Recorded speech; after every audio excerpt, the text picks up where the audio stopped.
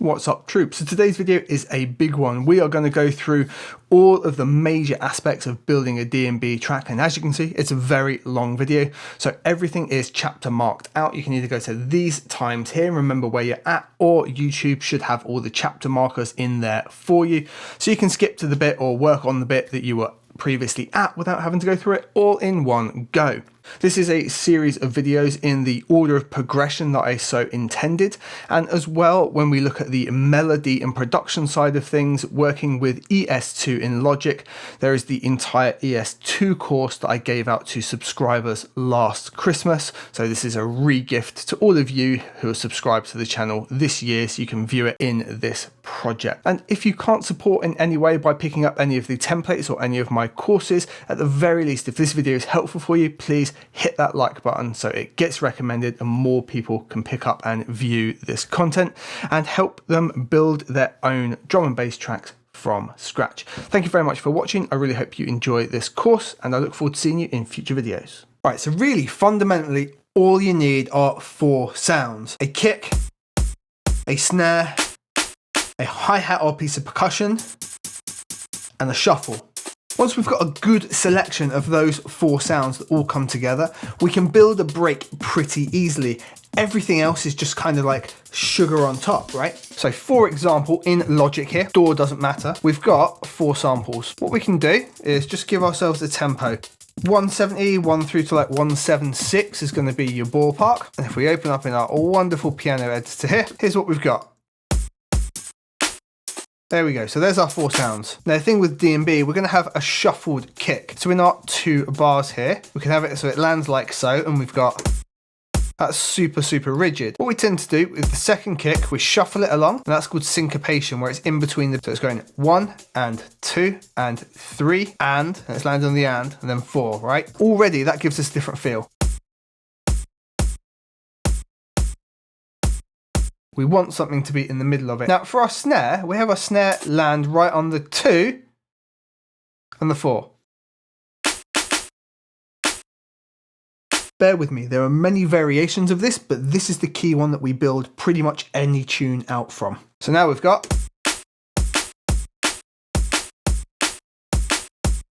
and the fundamentals of it are there. Now this is where our first percussion comes in. So we're going to fill the space here.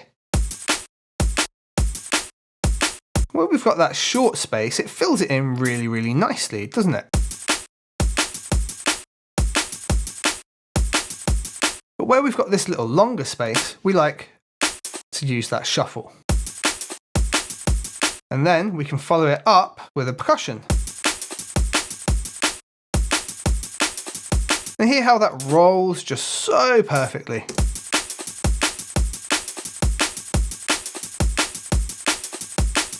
Now at the minute, that's super rigid, as in it's landing exactly on the beat every single time. But because the shuffle is slightly out of time, it helps it kind of swing a bit, even though it's really rigid. Now we can take this a step further by using quantization or swing to really add to the groove. Let me show you. So at the moment, all we've done is we've got something on the grid at every single 1 and 2 and 3 and every single hit, super rigid. If you were to break this down as a timing pattern, it's known as 1/8. So if we look at our quantization, for example, and we highlight everything, up here at the minute it says 1/16. That would be filling in all these gaps in between here as well. What we can do is switch it over to 1/8. Nothing changes because it already was a 1/8 pattern. But now the swing setting in our DAW will apply to the 1/8 quantization. So if I start to swing it, you can see that the ands in the middle move. Moving those can completely change the feel. Check this out. If I put it onto 100, you've definitely heard that in a DnB tune, the super swung break. But if we just give a little bit of flavor of it, just say, 10%.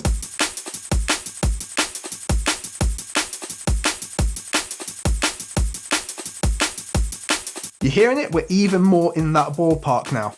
And we can noodle about with this. We don't have to have everything swung on the ands. We could do it so every other one swung, for example. And we can do that. Maybe we could just highlight some of the hi-hats and just have those move. So now we've just highlighted those. The swing only applies to them, look. And it only applies to the ones, look, that are in that position. So we could swing those a little bit. And now we've got a different type of variation going on. And even just with those few tweaks, we've got a nice vibey break ready to build our track around. And then when your track's ready for release, you could use the channel sponsor to put it out on places like Spotify and Apple Music. The channel sponsor is DistroKid, and they're my distributor. They're who I use to get my music out to all of the major streaming platforms. If you want to check them out and find a little bit more about them, below is a discount off of your first year of unlimited distribution.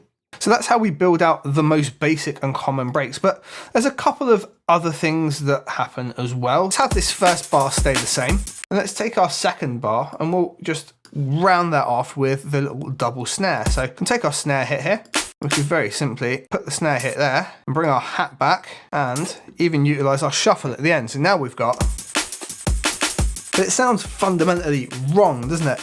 And that's because at the minute, all of the samples we're using and triggering, even though they sound great and have a groove, they're all at exactly the same level, meaning our ear just picks up it's the same thing triggering over and over.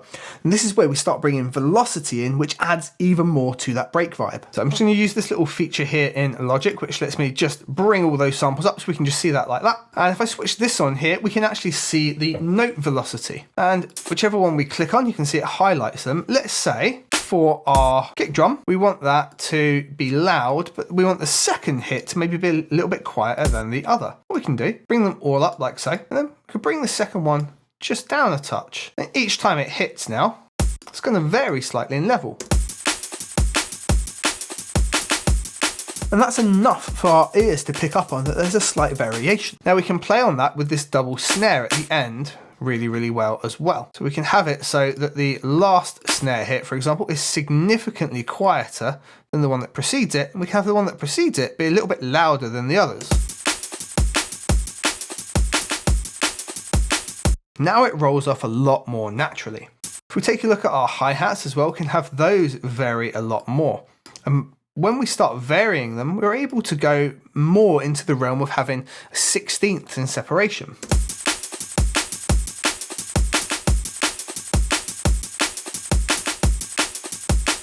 Now, the other thing we can do with the snare is make it feel more like a ghost snare, and that way we put it really close and then put the hat in its usual place.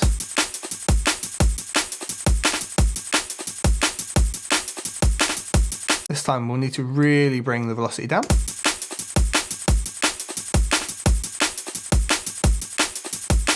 Now, because we've been messing with the velocity of the hi-hats, we can put them in a lot more places. So we could actually fill in other gaps on, say, the 16th, if we so desired. Something like this. And if we have much lower velocities of those ones, they fill in a lot faster. You hardly notice that they're there, but they make the break feel significantly quicker because we've filled up a lot more of that space.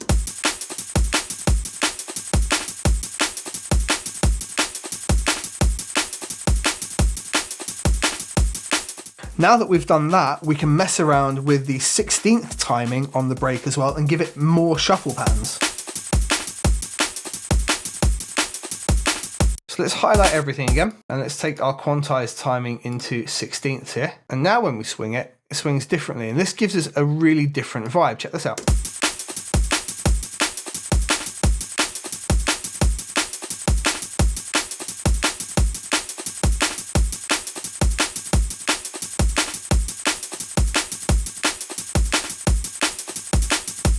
Let's just bring the hi-hats real up so we can hear it a bit more.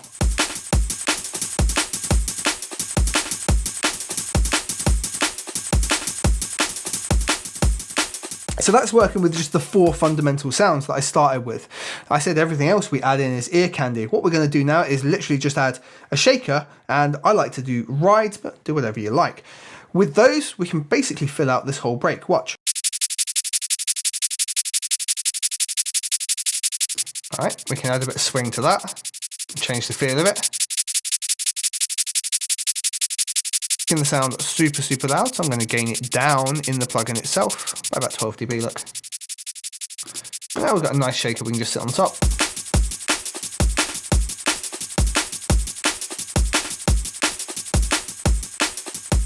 And I'll show you a super lazy hack in Logic. We're going to go plus, drummer, songwriter, create. I'll turn everything off apart from these. And we'll put it over on simple but relatively loud. Okay, Troop, in this video, we're gonna look at the more advanced production techniques to making your own DnB break. So let's dive straight into Logic and see what we're talking about. Okay, so from the DnB breaks video, this is the break that we put together.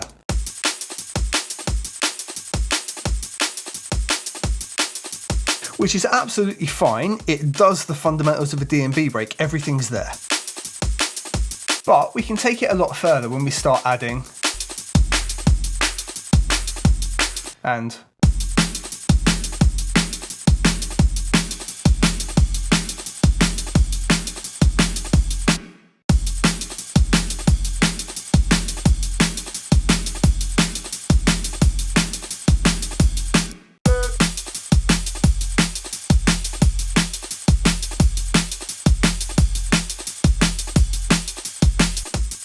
so we've gone from 2.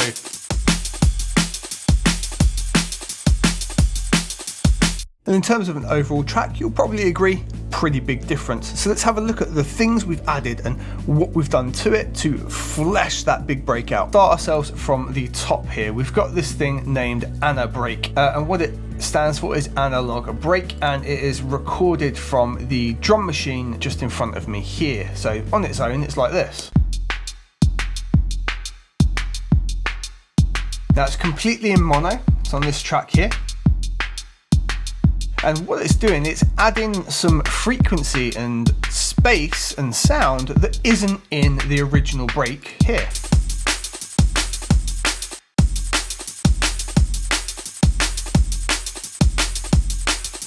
So they're working together, and because it is mono, it's always right down the center. Now there's some things that have happened to it as well. You know, I've taken out basically all of this mid-range, everything in this area here.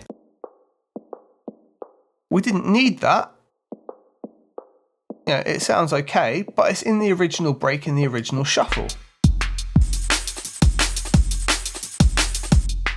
What we're really grasping for here is this nice big low end, and this kind of clicky tops here, and when the snare kind of rim shot comes through, we're just letting that lift up a little bit.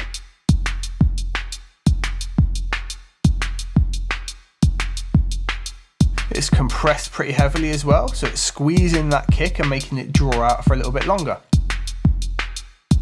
That can be done completely to taste. An important factor is this guy here. This is R-Bass. What R-Bass does is you can choose an exact frequency and it generates a harmonic based on the sound coming in. So sound comes in, R-Bass makes a harmonic where you've told it to. Sound goes away, harmonic comes down with it. Today's tutorial is sponsored by DistroKid. They allow me to get my music like this out to all of the major streaming platforms. If you want to release your music too at a price an independent artist can easily afford, check the description below for some more information on distributing your music with DistroKid and get a discount off of your first year of unlimited distribution using that link. This frequency here at 73, which is nice and low down, that is the base of the kick. It's the real body of it, right? And it's set to the frequency of the track. So it's generating a harmonic at exactly that right frequency.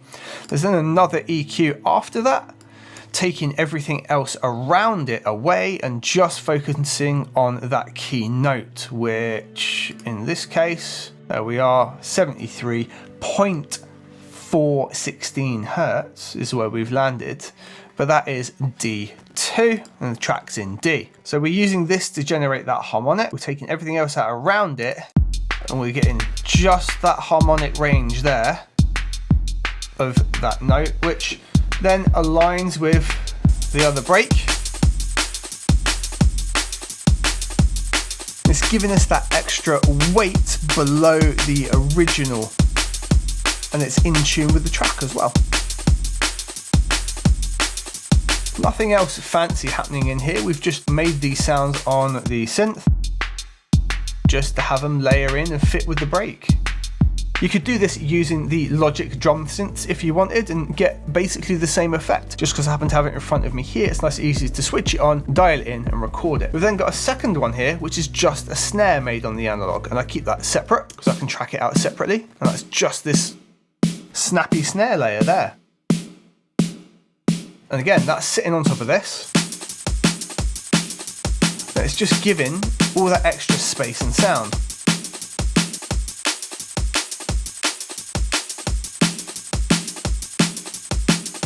And again, it doesn't conflict with the original break, it adds to it. Now this time it's ended up being stereo, but that's because I wanted it to like be wide and reverby, right? And it goes to a reverb send, as does the previous one. And the reverb send is the drum room here, which is an RC48, just giving a little bit of tonality, and room sound, all of the lows rolled off right up into the snare body. And both of these are going into that to give them the feeling of being in that same space. The original break, we keep that separate. So it still rides along on its own. So there's that snare setting in there. Have a little look again. We've added loads and loads of high end. It's all reactive. We've got these really strong fundamentals coming through, no low end. And again, taking out all those mids that are in the break, because we don't need that. The break sits in that space quite nicely. All this other stuff's getting fancy lifted up. Compression, again, done to taste, literally 1 dB of compression with a relatively slow release just to get that shh. And then our bass again, oddly enough, look, on the snare, and that's generating us another harmonic. And this time it's doing it again at D, but 1 octave up from where we were before. So again, this means that snare is tuned in to the rest of the track. So together, the two are like this. Very tuned to the track with their fundamentals using our bass here. And then the break sits between the two of them.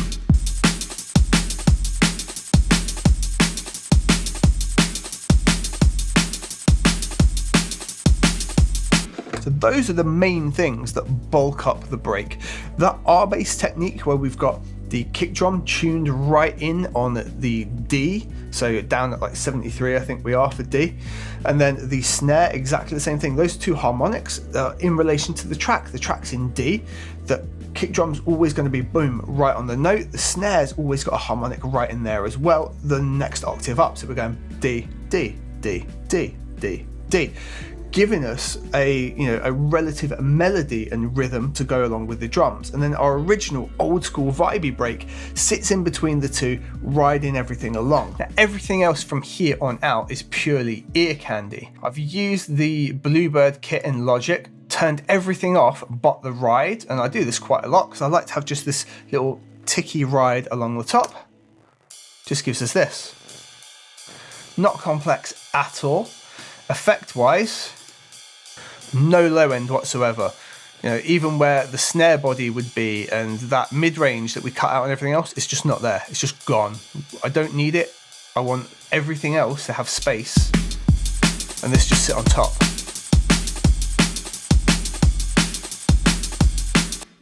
Now there'll be ride cymbal harmonics down here and it will have like the body and the kind of clashy, almost boxiness that comes with it. I just don't want it in there. I don't need it. It doesn't add anything. But if we take the EQ off,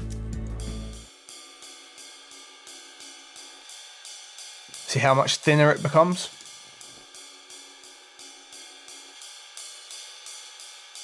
But there's like 30 other sounds. But there's like 30 other sounds happening down in that space. I don't need all that in there. If it was going to be just that on its own, maybe I'd EQ it. So we've got some of that low end, we've got some of that character. But in context of the overall break, it works fine like this. And there's a compressor on there again, really slow release, just keeping that tail in control so we can hear it. And then we've got 2 shakers.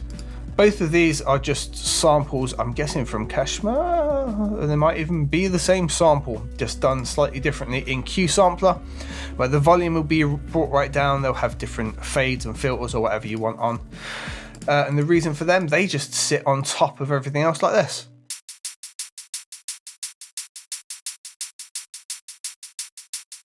They're ever so slightly different on the left and right. You could even hard pan them like that if you needed the space. I'm not a fan of that. I quite like what I've done here, having them slightly panned, but central. And the last thing to note is they all go to a bus. They all go to bus 9, look. Even my little sample at the start here. That's just to give a little feel to the break as if it's kind of been chopped up as a whole. It all goes into this analog EQ here, which has got the tiniest little bit of a lift here and the tiniest bit of a boost, 2.4 dB at 3.2K. Clearly, I just thought it needed that little bit of a lift up. And this analog EQ adds loads of character as well, whether you're line or mic in. I should probably have dialed it back because it adds loudness as well. Switch that off. Yeah, super different. It adds loads of saturation and character. That's one of the reasons I like to use it. That's from IK Multimedia. I'll link all the plugins below. And then I've got the G-Bus compressor, hardly doing any work. I've got the G-Bus compressor, hardly doing any work, literally dB.5, maybe 2 dB. These are the settings I use a lot of the time, you know, slow attack, easy ratio, release super quick, just squeezing everything together and giving a bit of control. And then there's another EQ afterwards because there's some automation happening here where I dip something out later. That's why it's a nice clean Pro Q filter. That's literally all she wrote. Yeah, that's it. So that's how we can take that old school break that we built initially using just those main 4 samples and build it out into our completely own break and have it tuned into the track. I really hope that's been helpful for you. If you'd like to see a complete track breakdown that's like 6 hours long, jump on this video next. I take you from a complete blank project in Logic to a finished track that you can actually download the whole project for as well and really dive into. In this tutorial, we're going to look at chopping up and resampling our break. We're going to look at taking a classic drum break, resampling it to get it from sounding in its classic form to something that we can use, rearrange, regroove, and really make and hone our own. So let's dive straight into that. I'm going to use Logic for today's tutorial. Any slicing tool you've got in your DAW, be it Ableton, FL Studio, SliceX, will do the same jobs essentially. So I'm just going to create a quick sampler, which is the slicing tool we've got here in Logic, and we're going to grab ourselves a classic break. We're going to drop that in and drop it into original here, and we definitely don't need the whole thing. We're just going to look to grab about the first bar, which is somewhere around this second snare here. That seems to be about right. So we can just right click there, crop sample. We don't need the rest of it. We just want these chops. What we can then do is drop to slice like here, and it's going to do a pretty good job. We just want to go through each sample and make sure it's in a good position and there's no pops or clicks happening. There you go, that snare, for example, that can go back a little bit like that. So we get the whole whack of the snare. And you can always put your snap onto 0 crossing. That's going to help avoid pops and clicks when you're moving about. And we don't need that slice at the end, so we can delete that slice marker. Everything else looks pretty good. So from here, we could even make our pattern and we'd actually kind of be ready to go. Let's just do a simple 1 bar. Even with just that basic slicing that's taken us a minute or so, we could make ourselves something of use.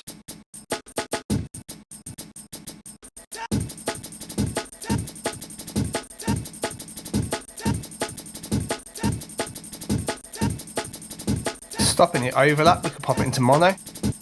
Could also bring the ADSR right down.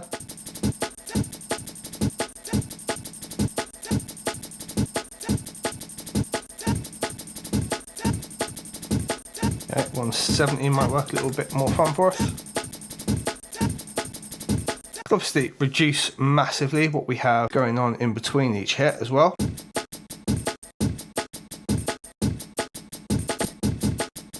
Do a little bit of 8th note swing maybe. Create that little shuffle just there.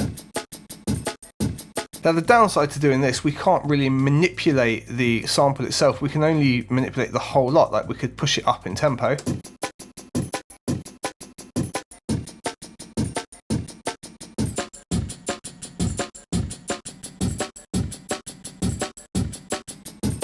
And maybe that would work for what we want to do.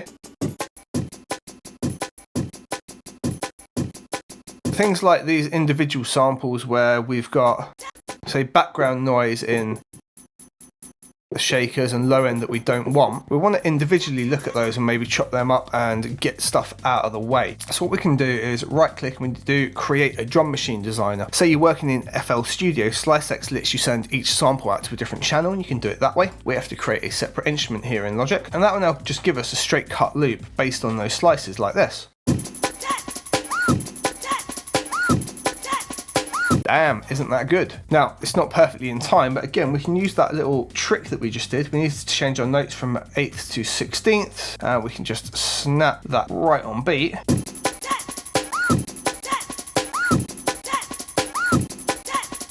Damn. Again, we've instantly got a nice sliced up Lynn Collins beat, right?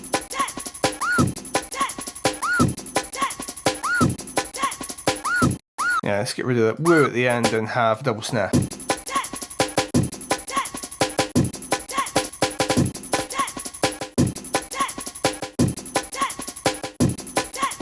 Hell, triple snare roll off. Sound familiar? Probably does. Now, because we've split this up into individual slices, we can now manipulate each one. So we've got the kick here, for example. We could reuse that kick later on where it hits again. Or if we wanted it to hit again, for example, we could have it hit here. We can now manipulate just that sample, right? And I could pitch that down if I wanted.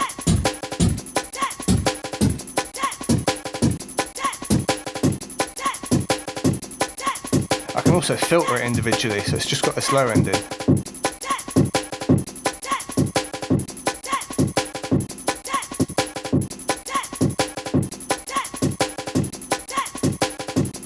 And if I drop these down here, I can go to the kick and I can EQ the kick independently as well, for example, right? And we can take the little resonant that this one has out here, just cut that away. Sounds nice just straight off the bat. What I would personally do with the Lynn Collins break is I would replace the kick. You just pop something in like this below it, syncopated kick in. Yeah, in the pattern, you'd maybe even take the kick out, just have the replaced one in. Again, because we've chopped up all of these individual shuffles as well, we could manually move them around. Like I could stick this here, have my own little shuffle and vibe to it. Equally, you can take the whole lot and you can use a bit of swing on them as well. Get them moving that way. You can go all the way to 8 note and be ruthless with it.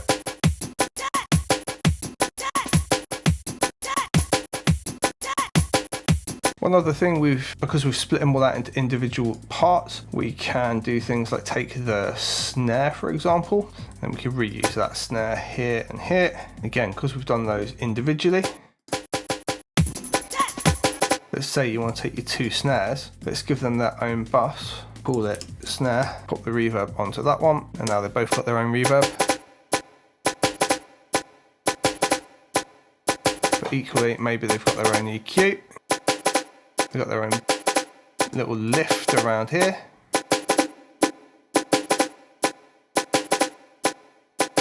Let's bring some 2K in.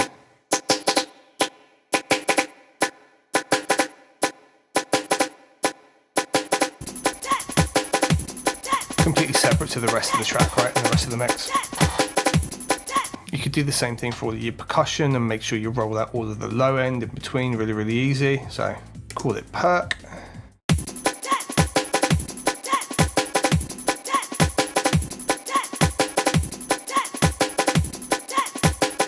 Have a little bit of fun, start layering in some of your own stuff. We'll be really lazy and we'll go and grab the songwriter drummer.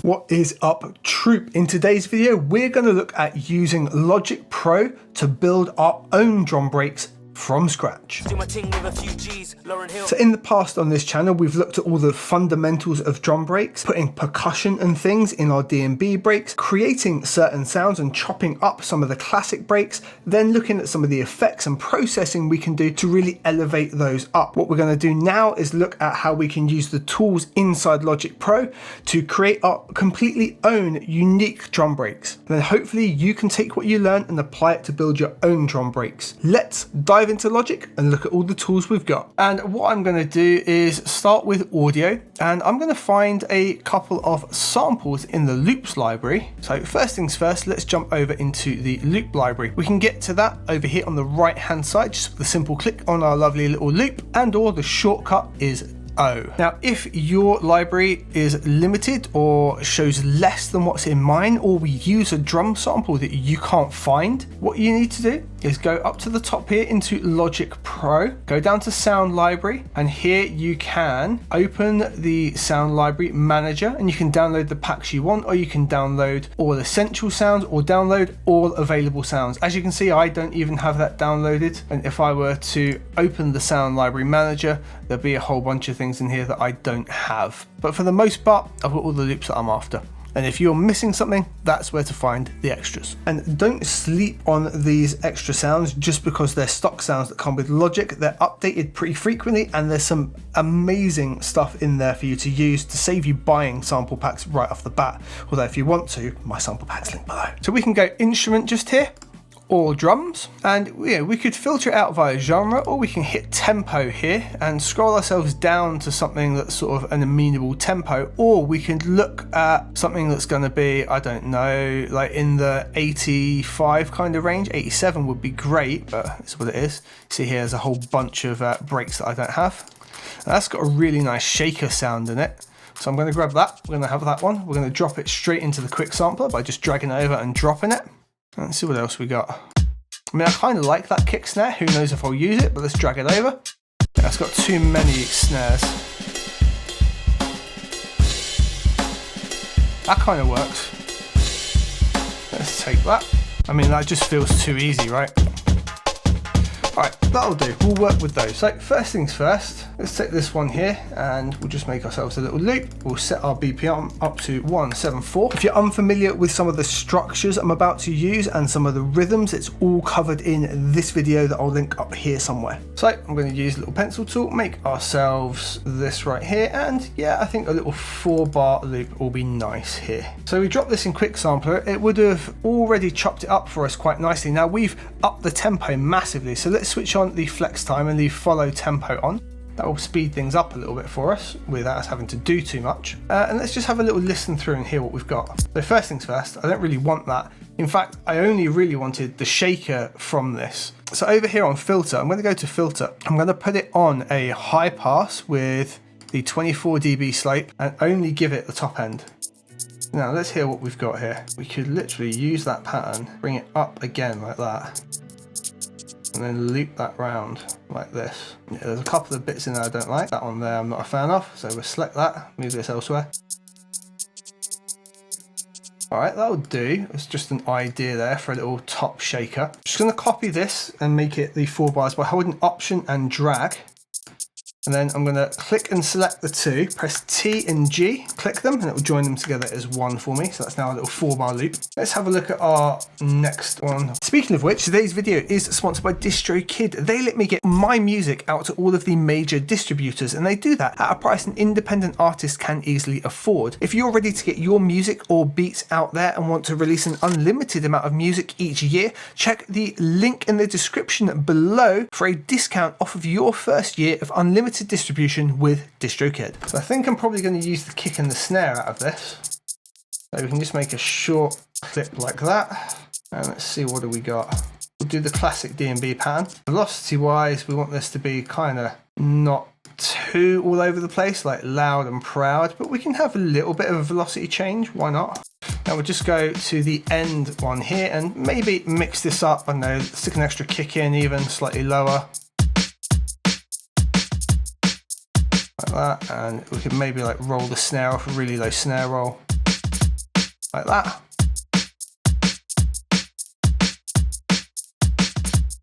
That gives a nice little end to the 4-bar and just a little ear signal that, you know, we're rolling back over here. I like that. Depends what you want to do. Super simple technique to try out though, right? I'll do the same things before. I'm going to select all of them, T and G, glue them together. I'm now not feeling the shaker pattern, even though we rolled with that. And what I'll do with the shaker pattern, loop it like this instead. That way we can just manipulate this first one here. I think we'll just use it as a gap filler. So that pattern alteration there gives us that little shuffle, but that happens every bar, whereas the kick and snare shuffle happens at the end of the 4th bar. That just gives that constant rolling feel that I kind of like. It's all about groove with these kind of drums. Now I think what we can do here on this old school flex beat, we're going to grab Q sampler. We're literally just using the kick snare here and there's a hat in the middle. We're going to bring this all the way down like that. We are going to right click. We're going to create a drum machine designer. And it's literally just going to do those 4 samples there for us, look. And we can bring our pattern down onto that. We can get rid of the original. And the reason for that is I can now select the kick, for example, here, and I can pitch it as I want. And I want to bring it up like that. The other thing I want to do here is I can now unfold this like this, or within the mixer, if I press X, I can unfold it like so. And I'm just going to send the snare to a bit of reverb. We can just really quickly name these, look.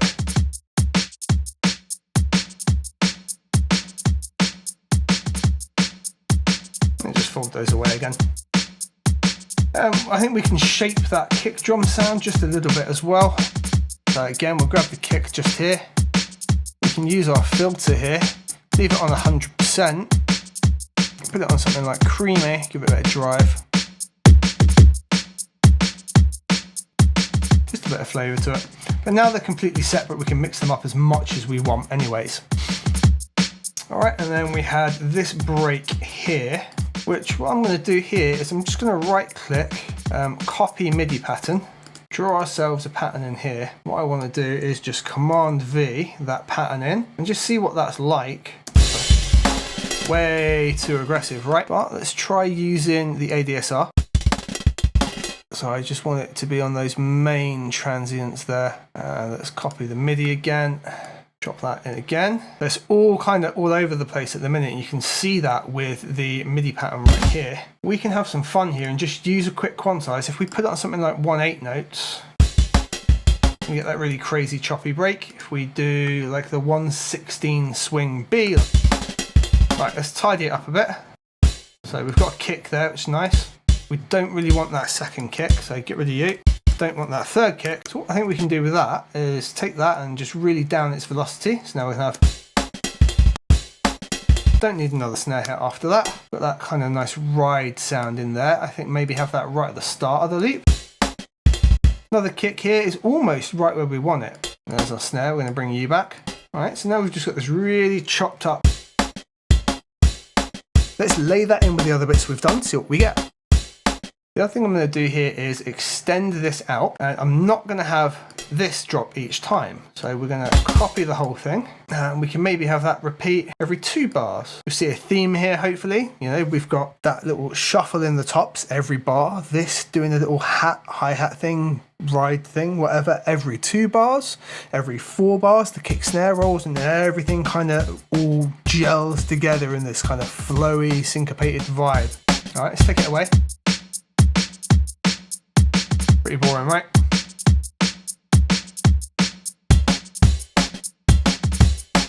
Now I would be inclined to keep using this natural jazzy break and take all those little hi-hat bits and make loads of like really fast rhythms in there. But we've got a bunch of other tools to look at. So I'm going to use a drum synth and put like an electric hi-hat and in there. So let's go into here, let's go software instrument. And if we go drum synth, let's go mono, boop. Now we've got one of those. Now we've changed kick to hats and cymbals. We don't want a crash cymbal here. I want sharp hi-hat. Let's make ourselves a nice fast hi-hat rhythm, like solidly on the 16th. Let's give it a nice little velocity control as it goes along. All right, I think we'll do that every 2 bars rather than every bar there. I can kind of work with that other break. I'm going to select all those. I'm going to use that MIDI humanize function again, just to shape these up a little bit. So we can just randomize by about 5, operate only, and just to give them a bit of variation across that. And we can just duplicate that again, like so. It's clearly too loud, I get it, we're going to shape it now. So we can do a whole bunch of crazy good stuff with this. We can pitch it to wherever we want. That's actually kind of cool, pitch right down. That actually kind of works really nicely. I want it to be kind of a digital sound, but sort of dirty sitting in there. Attack generally works really well at 0. If you do too much of a slow attack, you get that weird effect. But you can have a little bit in there. Right, on to 0. Dissonance. Like a proper crashy.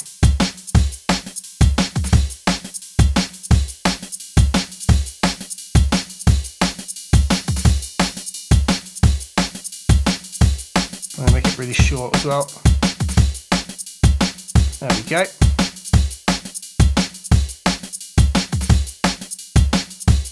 Now if we wanted to tune it, we could put key tracking on, but I'm going to take this another step further, and I'm going to use the drummer now. We can go over here into drummer. If you've seen any of my track from scratches, you will have seen me do this before. If we go songwriter,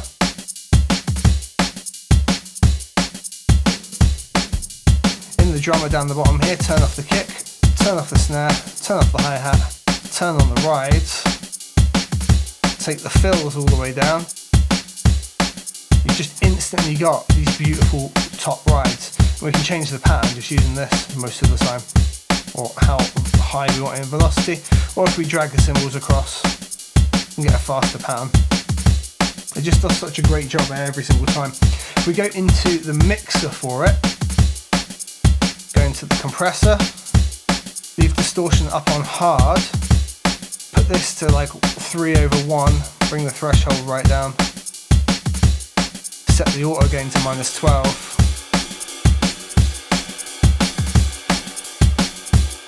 and just gain it to where you need it.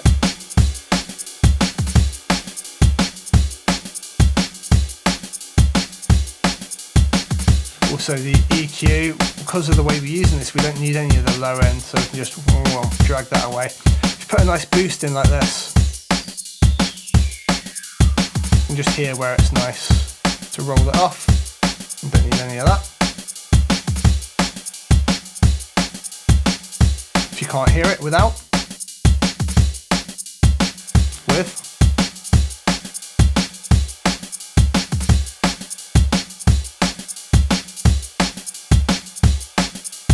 Right, a ninja little hack now. Let's say you're working in, I don't know, we'll pretend we're working in F. Watch this with the kick and snare trick.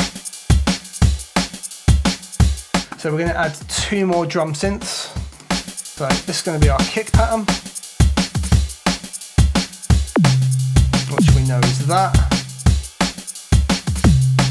The kick and snare respond to pitch. So if I was to bring this down an octave, all right.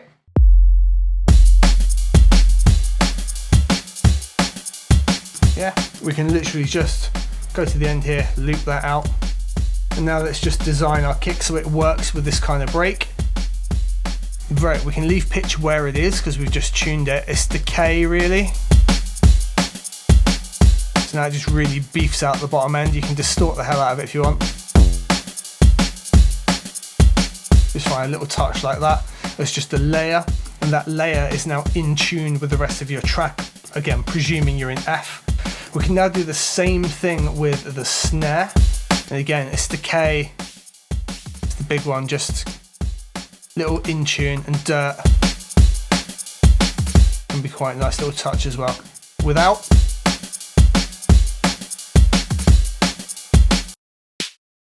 That's all it's adding in. What can be a super nice touch as well is we sent everything to that reverb before, right? So if we go into here, go into bus, we can and give that the same reverb and room space. Really, really nice.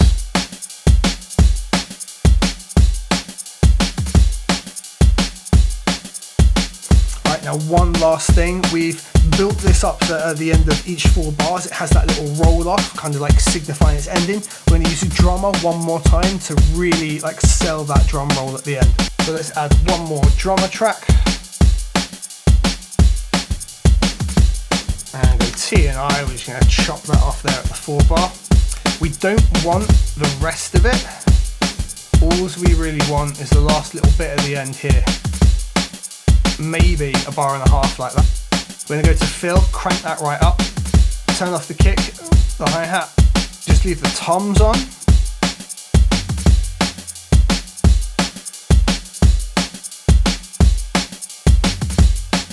It only shows the one note, but there's a whole lot going in there. Go to the compressor like we did before, crank it up with the -12. I'm going to give it a 3:1 ratio again. Pull the threshold back a bit so it catches those toms.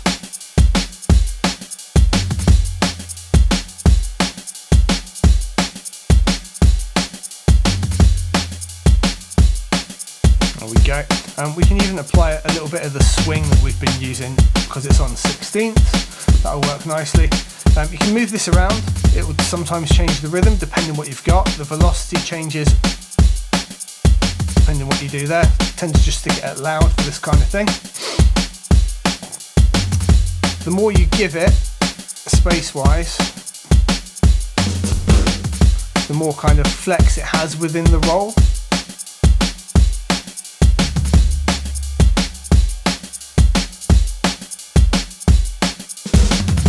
And where you place it depends heavily as well as to what it gets to do.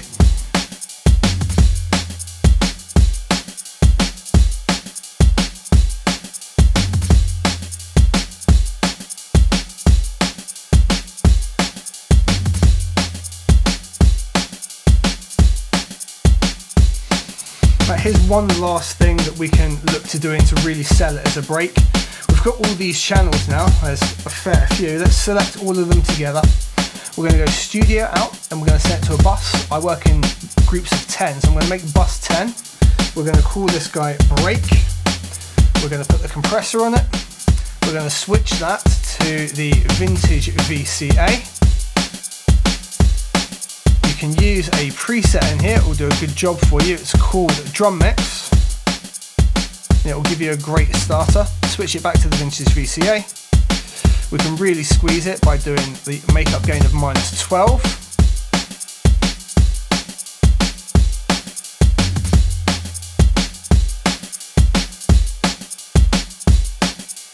We're going to take all of our inputs here that we've sent into this bus and we're just going to control them a bit. You could gain stage them at the Q sampler or just pull them back in here if you want. So we're not overloading the bus as it goes in.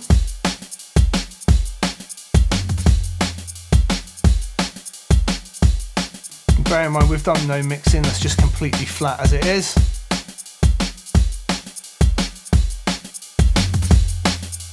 You can use the distortion on soft to really crank it up. If you don't want it to overload, limiter.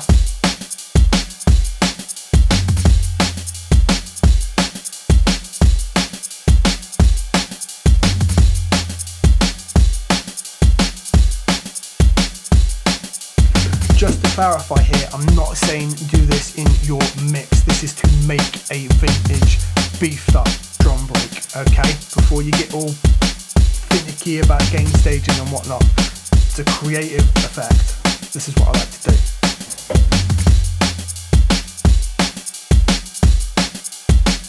And it's the result that matters. And the result that we get here is a tanked up, beefed up drum break, made entirely in Logic in just a few minutes.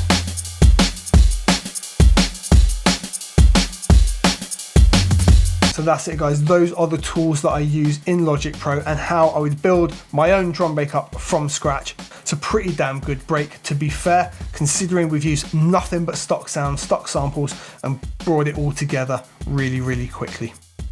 Thank you very much for watching. If you want to learn more about the way I use Logic, especially building up all the breaks, check out these videos next if you haven't already.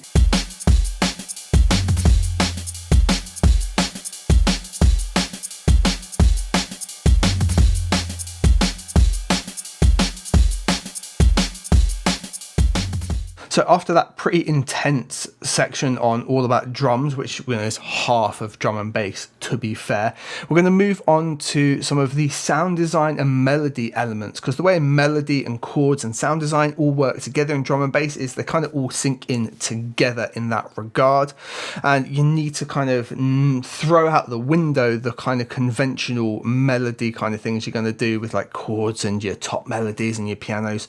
It exists to an extent in Liquid, but DnB has to really work around that fast pace and the drums and the percussion and keeping a rhythm going. So we're going to look at those aspects there. I'm going to show you how you'd build a melody in a drum and bass track. Now be forewarned, this is going to ruin a lot of the classic drum and bass tracks for you, because you'll realize that pretty much all of them use these exact methods. Now I'm going to use a main room style tune, but honestly, even if you're going into Liquid, a lot of the theory and techniques we use remain the same. All right, so here's a little clip from what we're going to be using.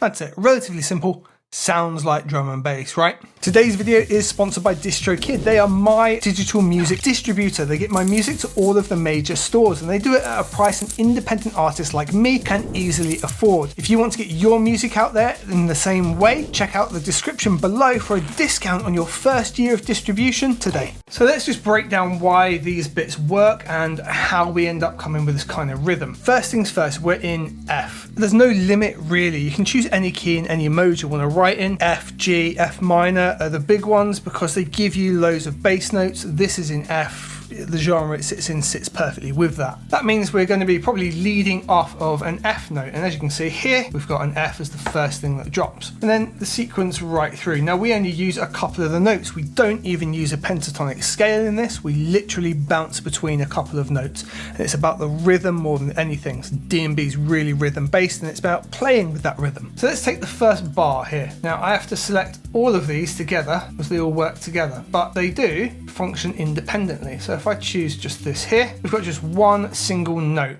which is an F. And that's the first thing that drops in. All right, then we've got Ripper, and that counterbalances with that straight away.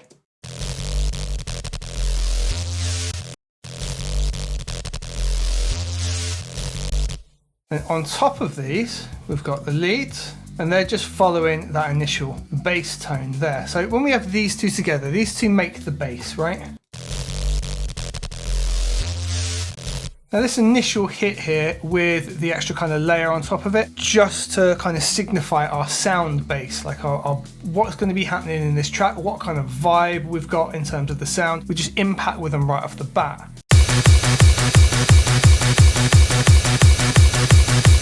Right, it's just all the sounds working together to give that boom, there's this big hit of sound as we come in. Then comes into the rhythms, right? In drum and bass and most music that's in 4/4, you're gonna have some key rhythms or key spaces in rhythm that really work for you. So you're gonna have 4/4,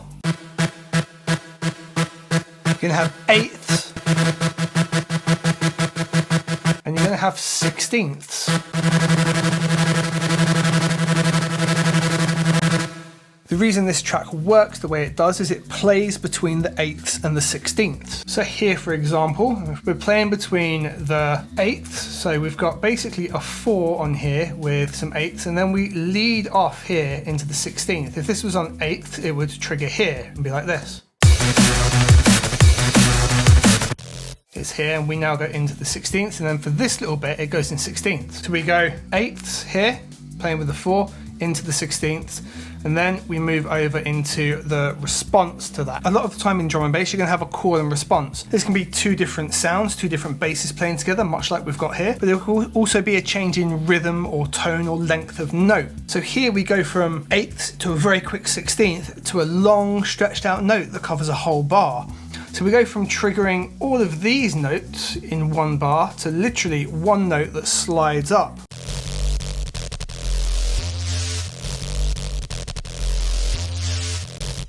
So that covers 2 bars. We've got fast rhythm, long bar. Then from there, we now do more of a call and response type thing in that they behave slightly differently and we bring another sound in as well. This, we've now got another rhythm. Now this is on the 8th split, that's 3 hits across it. And the way this works is we've got 1 hit that covers 1/4, so 1/4, but by moving it onto the 8, we have 1 trigger in the middle and then 1 trigger back on. Now the reason this pattern works so well is because of the really common break patterns in drum and bass. If you don't know what those break patterns are, I suggest going back a step, watching the video I'll link below, which is about the break patterns of drum and bass and generally electronic music, and you'll understand a bit more of why this works so well.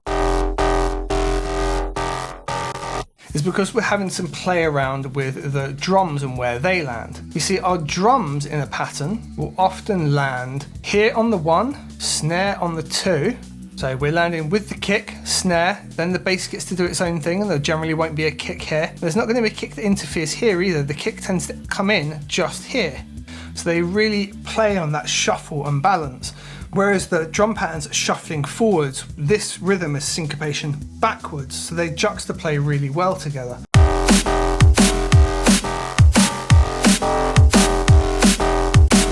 This note has all the space to itself. This one landed on the kick and this one lands on the snare. It helps give that shuffle and feel, right? Now in the next pattern, we then use 3 notes again, but we've changed it. We've gone for that 1/4 with a little gap to give some separation of the sound, and then we're doing 4 on the floor. Yeah, so we're using just the 3 notes, but dun dun dun. So again, we've changed that rhythm and feel, and the juxta of that gives us this feeling.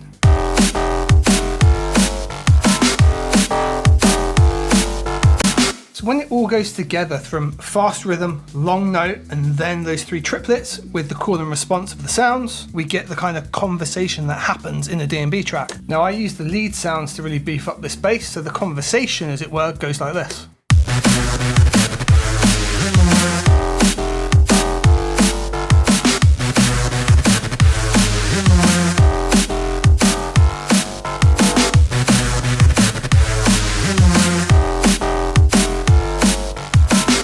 From there, you could literally repeat that pattern over and over with some slight tweaks in the drums, and you're going to be where you want to be. On the next section, I like to juxtapose that a little bit, right? But we're following along the same premise. This time we're going the 4 on the floor, and then we quickly move into the 16s. And to juxtapose that fast 16s, we've got another whole bar stretched out tones. This time they're layered up with another sound, so the call and response is a little quicker.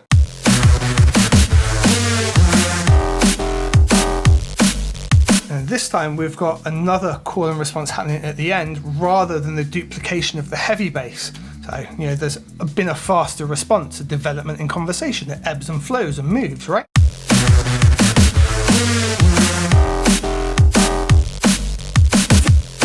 Right, so this time the conversation's moved a little quicker. So let's take this whole 16 bar section now and listen to how all those responses work together.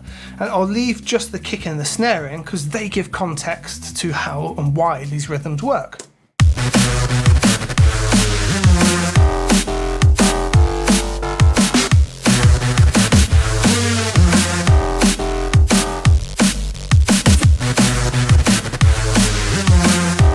Let's listen to the whole thing in context.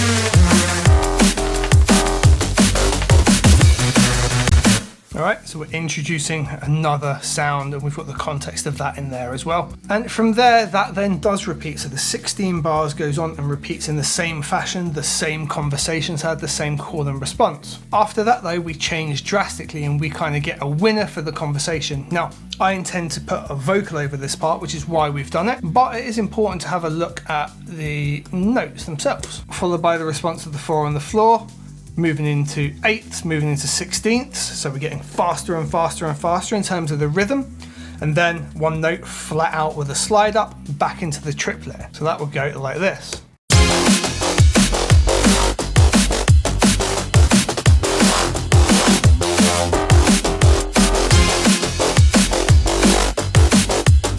and that's why that works. So that's been an insight into how to make a drum and bass melody. If you do want to learn more about the break side of things and you didn't dive into that video, I suggest watching that next. It's right here. It will really give you an idea of how to use the breaks and the melodies and get them all working together in harmony, and then produce tracks just like this. I hope it's been helpful for you guys. I look forward to seeing you in the next one. Take care. In this video, we're going to look to create the pads that go with that old school jungle and drum and bass vibe and sound somewhat like this.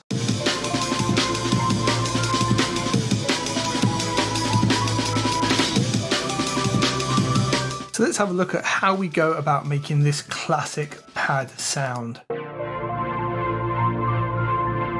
As you can hear, there's a lot going on, and when each note triggers here, we're just sweeping up into the next sound. Now, the reason that works is because this is a sample. So how do we go about making that sample so we can do this effect? Here we go. So what I've done here is I've created 3 different layers. I'm going to go over how those layers all work together and how you'd go about making them. Now for today's video, we're just using sine waves, saw waves, some basic filters, and a little bit of unison. Let's have a listen to this as our first texture. And this is the body of the pad.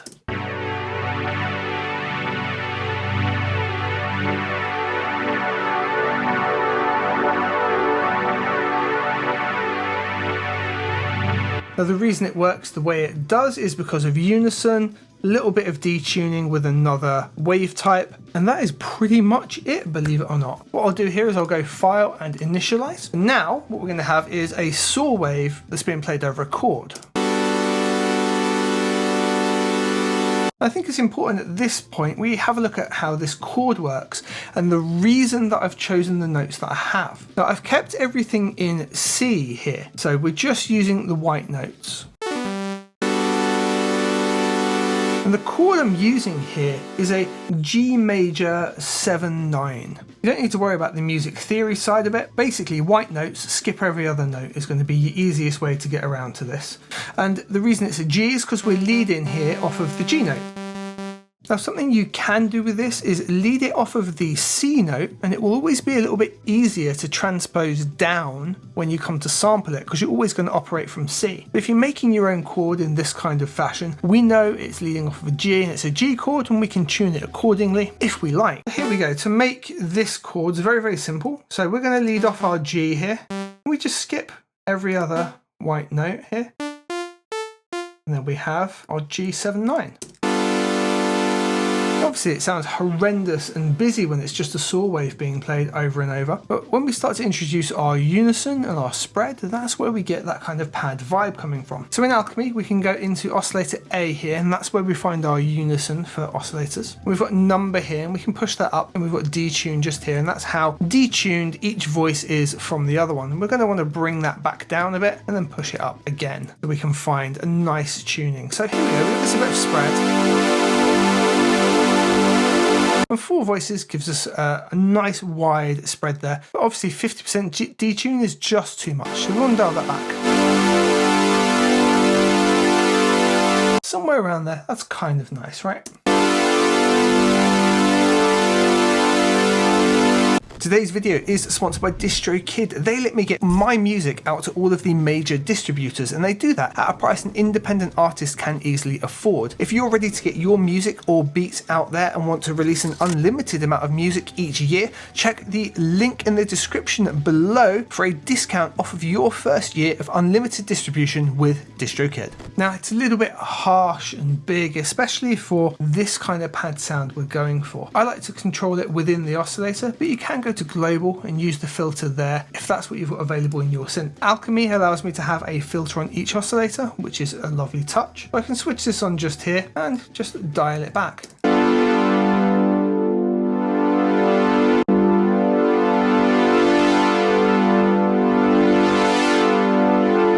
Pulling that back to where we find it to be quite a nice area. Now something else I did in my initial patch was I used this noise oscillator here. I added a bit of vinyl noise in.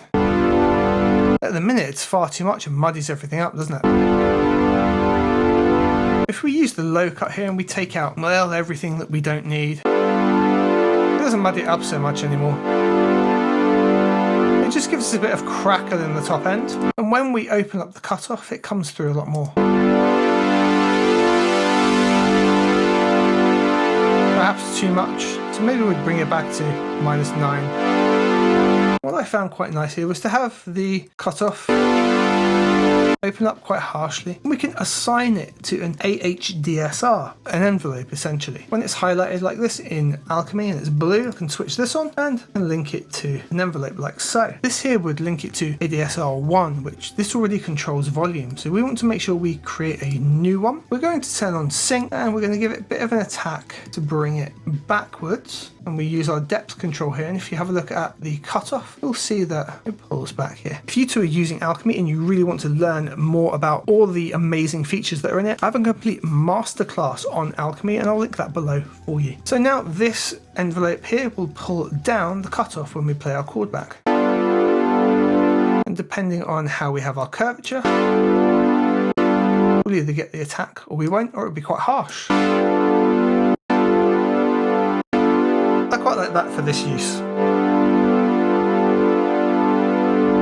Now to give this a bit of texture and body, I used the second oscillator, and we could just go with the saw wave again and lower it down by 12 semitones, which will bring it down 1 extra octave. Instead though, I utilised the complex waves that were in here. I think we went with big and dirty, which is kind of like a distorted sine wave.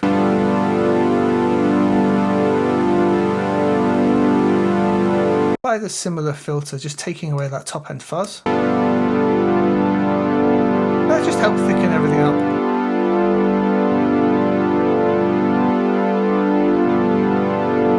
You could get a similar effect by using a sine wave and using the drive on your filter. I'm going to dial it back a bit in volume too. Now the other thing I made use of was in the effects, we switched this on and we just put a reverb over the entire thing. I used the convolution reverb and probably just the grand hall, but with a nice gentle mix amount. Bring the pre-delay right down.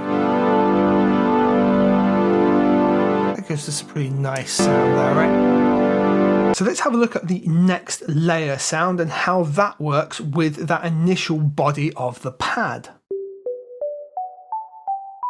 Incredibly simple. We're using exactly the same chord. And all this is a sine wave set to arpeggiate. There's an arpeggiator built directly into Alchemy. If you're using another synth in, say, Logic, you could go over to MIDI effects and apply the arpeggiator from here, or use the arpeggiator in whichever door you are, or use the arpeggiator in your door. Every single door has an arpeggiator. If not, it's time to get a new door. And all this does is cycle through that scale at a really slow BPM.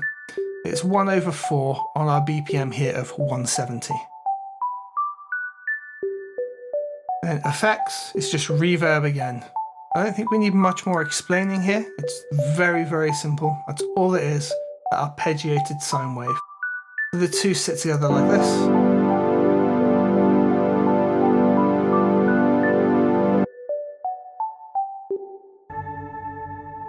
And then we've got the ethereal choir. Here I've just used a choir patch and made essentially no changes.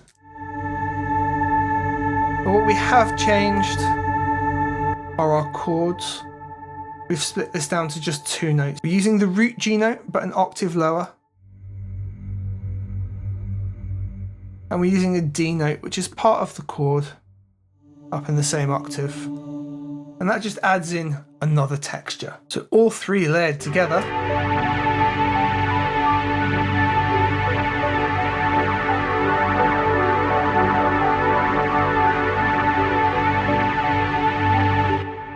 That's it. So we've got that nice arpeggiator moving up and down. We've got the big built out pad, and we've got that bit of a vocal texture in there just for a bit of character, really, and bringing everything down an octave. We just like that kind of vocal texture in there. So what we do from here is we bounce this out as a single sample. We can just take these 3 channels here, solo them, hit Command and B, and bounce this out as a single sample.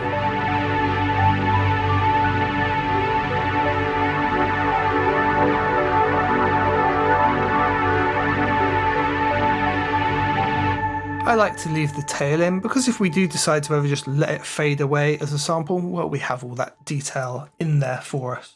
So the reason we bounce it down to a sample is so we can emulate that old school jungle and drum and bass sound, where we'd likely have taken multiple synths and samples and crushed them all into one layer anyway. And it allows everything to pitch and ebb and flow all together. Let me show you what that means and how that works. When I bring it into Quick Sampler, now we start to be able to get that effect that we really have from the classic like jungle DnB pads. I've purposely kept this melody really simple. Again, it's just all within the white note, but it just moves up or down one note each time. And if we zoom in, you can see that each note overlaps the other one ever so slightly. And that's really important because that means this trigger happens while this note is still happening and being played. What that lets the sampler note is to move this sample down to this note instead of re-triggering it. Let me show you what I mean by that and how it sounds. At the moment, when we play this back, it's going to trigger the sample each time.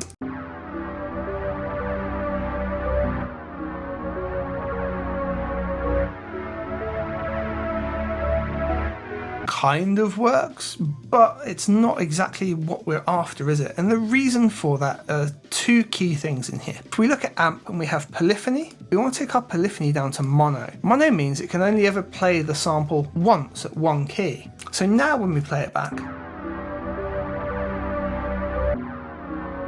they'll never overlap, but it does re-trigger. The second is glide here over in pitch, and this is the amount of time it will take for one note to go to the other. Instead of happening immediately at 0 milliseconds, we can give it a bit of glide and we get this effect.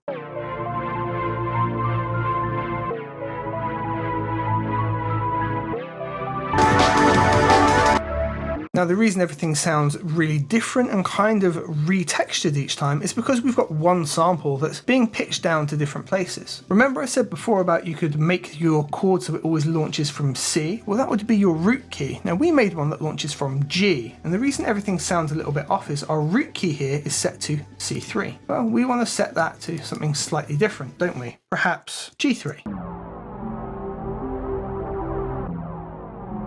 That's given us a really moody pad, hasn't it?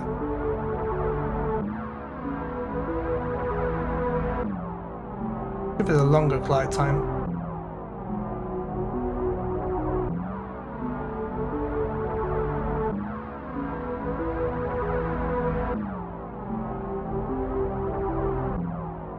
So G2 is going to be our range.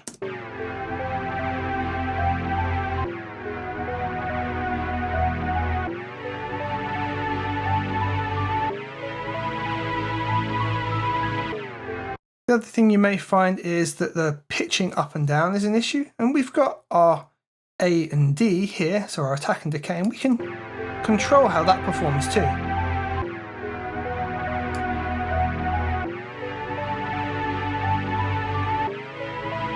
We can also decide where the sample starts. Maybe we want it to start a little further up. We can use the slider just here and bring it to a different point.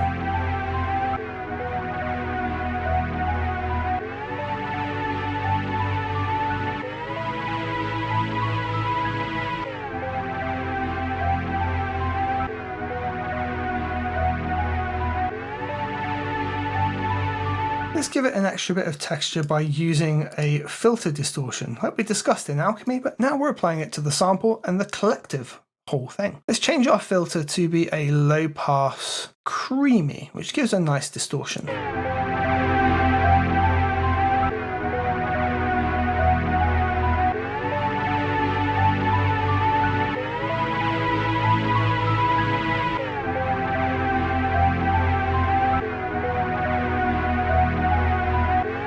Another nice touch we could do here is again, take some of that high end away with our filter. Let's utilize an LFO and give it a little bit of movement. So we've brought our cutoff back. We've got an LFO 1 here. We're going to press this button to sync it. 1/4 for the time being. And we need to set a target. And our target here is going to be filter cutoff. And then the slider is how much that's affected. And you can see Logic draws that in. I want this to be really subtle. And I definitely want to slow it down to maybe 1/2. If we bring our resonance up, we can get some effects out of this as well.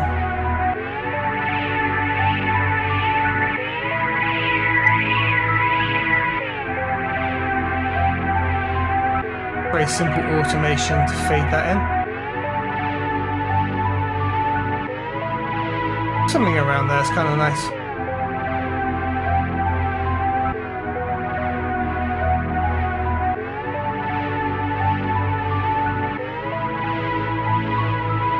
Something that might only be available in Logic is you can switch this guy on here. It allows follow tempo, meaning it's going to try and sync this sample up to our track, but it gives us access to the speed option as well. And we can do things like half the playback of the sample, but not change its octave. This gives us access to a whole new set of characters. We can speed it up as well.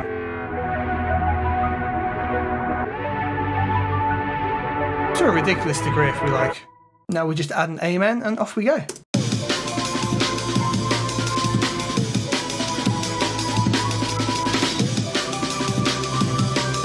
So that right there is it. We've got our different pad layers built over an amen break, nicely chopped up there. What are the best ways you can create that epic build-up feeling, that huge feeling at the start of a drum and bass track, where the tension builds, everything rises up, and finally crescendos into your drop? Everything made ready for the blast.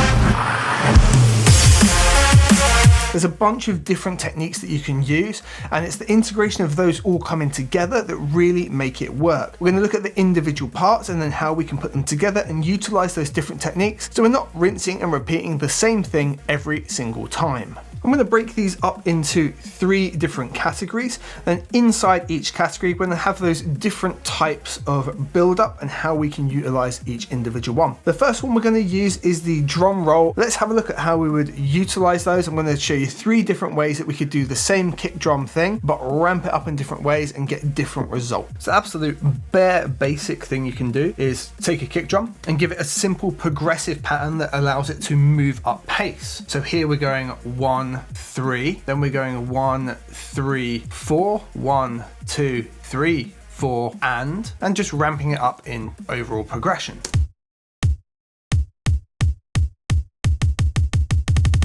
Until we get it excessively fast. So the simple evolution of that is to use the course tune, and with a simple automation lane like this, we now get exactly the same pattern having this effect.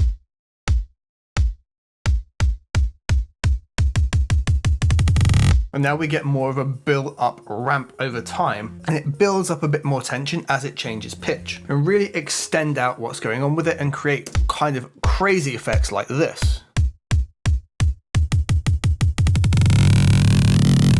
Now, as a foundation sound, it's definitely not enough to help you build up a track, but it creates that rhythmic progression. And then we can accent that even further by using a filter roll-off and utilizing some of the features within the filter as well to accent that even further. We want it to end almost bringing everything through, and we need to find a point where kick drum's going to kind of come in and be like a foundation, and we'll sort of establish it there for a bit, and we'll use a curve just to bring it up. Take this to a new extreme and ramp the pitch up rapidly at the end as well.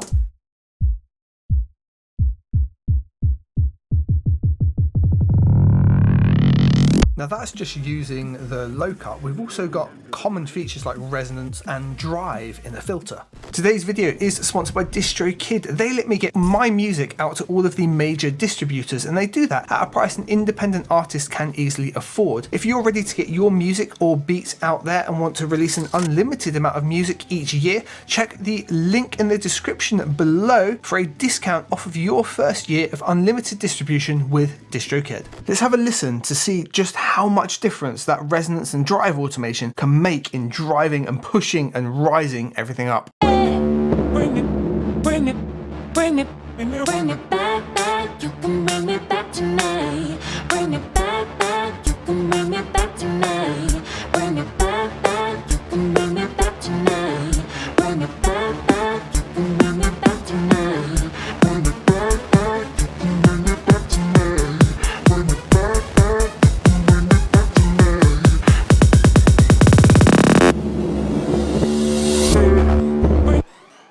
take it a step further than there and use the pitch control and volume control on that drum as well. The next category are musical build-ups, where we have melodic and pattern-based build-ups, things like arps that move up in time or filter sweep, or similar to what we did with the drums, the big filter sweeping up pads. Bringing these two together can build a great build-up and set a huge foundation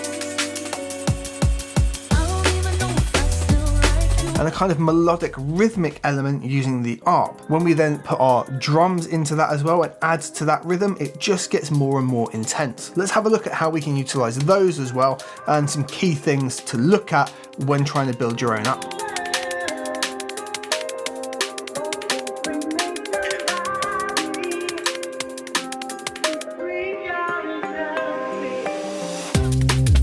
Alright, so here we've got some out of context examples. What I've done here is just some chords, and we've just used the arpeggiator here to make it into an arp. And then we're just using automation on that track just to ramp it up in speed.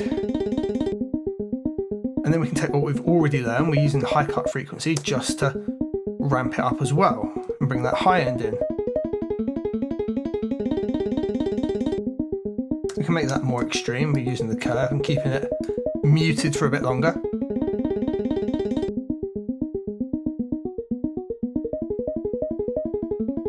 So we can do things like manipulating the Q factor, which gives us that resonance to do things like this.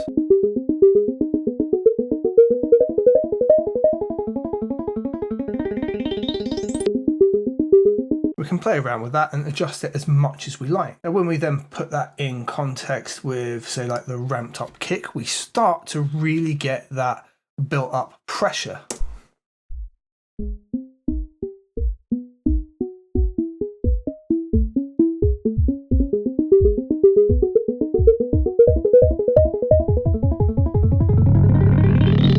Maybe I'd take a lot longer with that, do it over like 16 bars or something like that. You're getting the idea of how the two can start working together, with that rhythmic element being reinforced with the kick on a slightly different rhythm and the melodic element that can be used again in the track. Now we can make use of the chord element here as well. So we can take off our arpeggiator and now we've got so now we've got a progressive chord sound, right? So we let the first we let those first 4 bars run out. Then let's take these and we'll add a bit of pressure by suddenly doubling them up for 2 bars. And then we'll ramp them up again and again. So we're doing a similar thing to what's happening with the kick drum. And we've still got the pressure from the EQ and its Q factor ramping them up as well.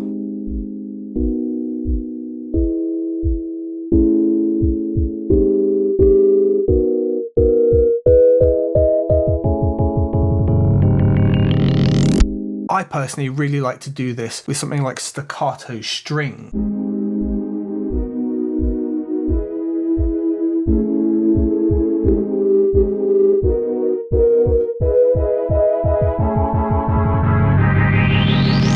Effects and utilization of sound and silence. So this can be things like a white noise sweep, where we've just got a static amount of white noise and we utilize those filter settings we've looked at before.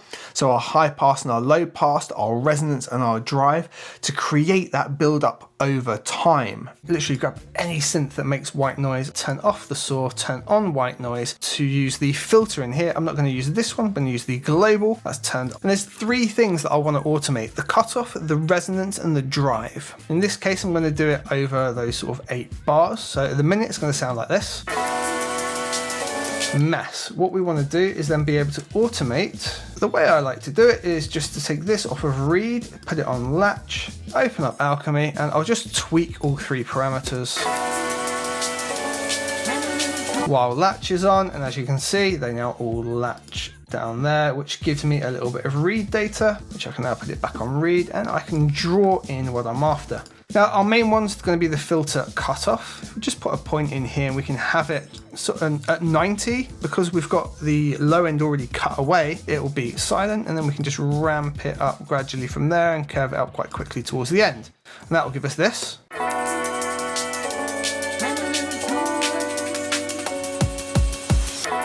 Right, so we're almost there already, right? The reason I like to put resonance on is I like to do like a little resonance bump like that. So it kind of goes up as it's ramping up and then back off. That gives you this effect.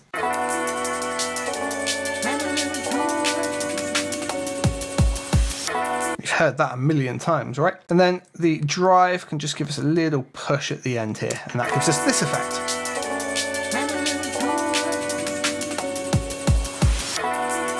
So to lessen the snap of it just ending like this, for example,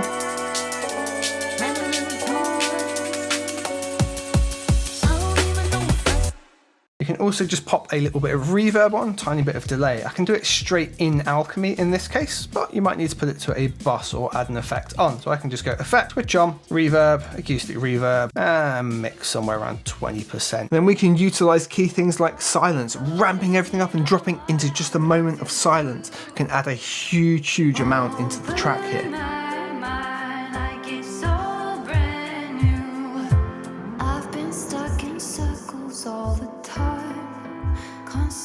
We can also utilize things like reverbs and reverse reverbs and delays to create that ramping, sweeping, rhythmic build-up that works with the harmonic and drum elements as well.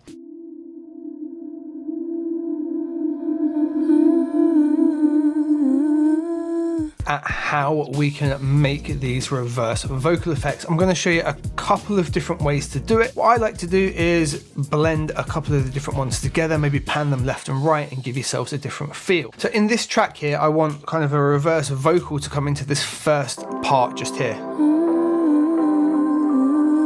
So we're going to utilize that as our source for making it. Now, so I don't mess anything up in my track, because we're going to need some spare channels, I tend to just go to bottom one like so and do Command D, or you can just go up here and just add yourself an audio channel. It can be useful as well to add two, and then we can dispose of anything that we need.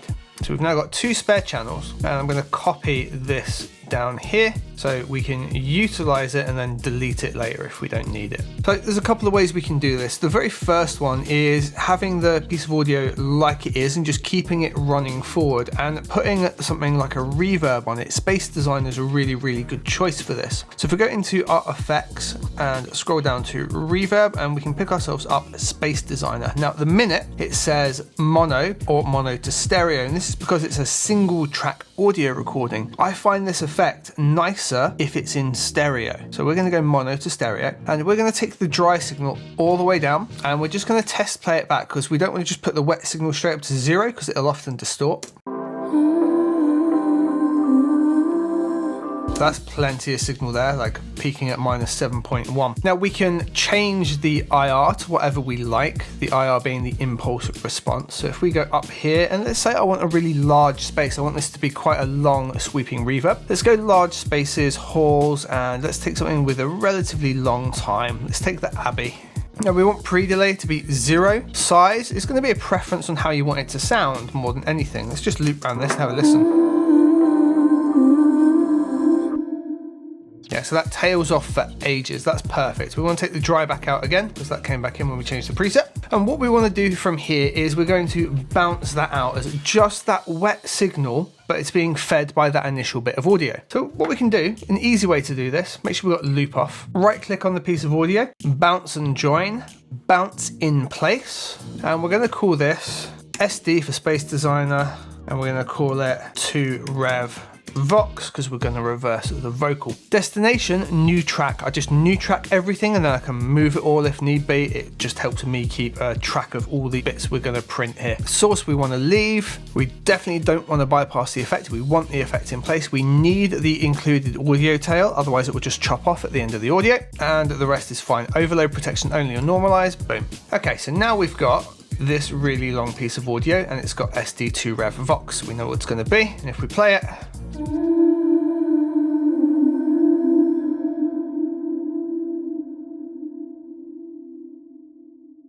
all right.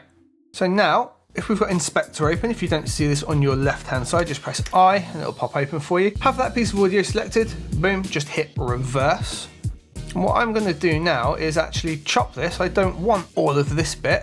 I'm just going to roll it back to approximately there. We're going to have to test it and see how it works. I'm going to take the audio tail down as well. And we're going to put 2 little fades in just by going up to the top right hand corner. See the icon change, just pop a little fade just in there. We're going to move this up here and we're going to pop it in front of that vocal sweep. Now for me, this happens right at the start of my track and I want to sweep into it. If I go up here to this little arrow, I can extend beyond bar 1 and I can just pop it in there. We're going to zoom ourselves right in just using Option and the mouse wheel, and I mean we've landed that pretty much bang on where we want it to be, right? So let's just have a little listen now to what we've created and see if it does the result we're after.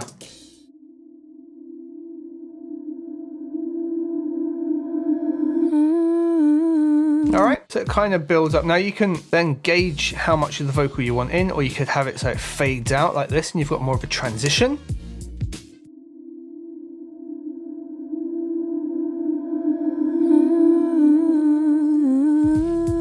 However you want to do it. You can line it up so it's exactly phase and everything as well. So it'd be more like this and then fade it right out.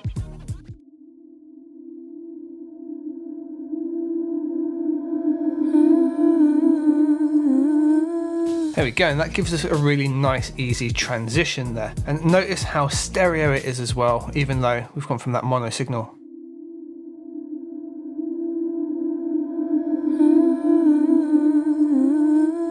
All right, so the other way to do this is to get the kind of coming into it vocal, and we're going to do that. So I'm going to bring our piece of audio down to that other blank audio channel I made, and this time we're going to put a delay on it instead, and I'm going to use the tape delay. So what I want to do this time is I want to reverse the original piece of audio, so we're going to reverse that as well. Boop, just like we did before with the bounced out part. I want to take the output down and just have the wet signal, and we'll put that up a little bit. And we just need to dial this in however long we want it to repeat for and what kind of rhythm we want it to repeat on.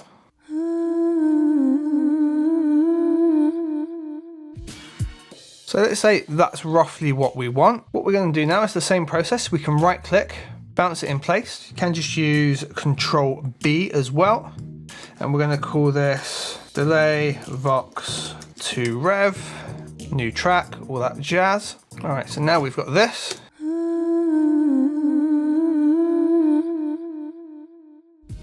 All right, and I don't want all of this bit, I just want the ramp up again. So I'm going to trim that off and reverse this back so it's now facing the right way. And we're going to do the same thing. We'll pop this up here next to it with our other one. And we're going to time this so it comes in with you. So just zoom ourselves in, get that roughly to there and roughly to there. Let's give it a nice fade off. And overall, let's have a listen to our reverse vocal effects.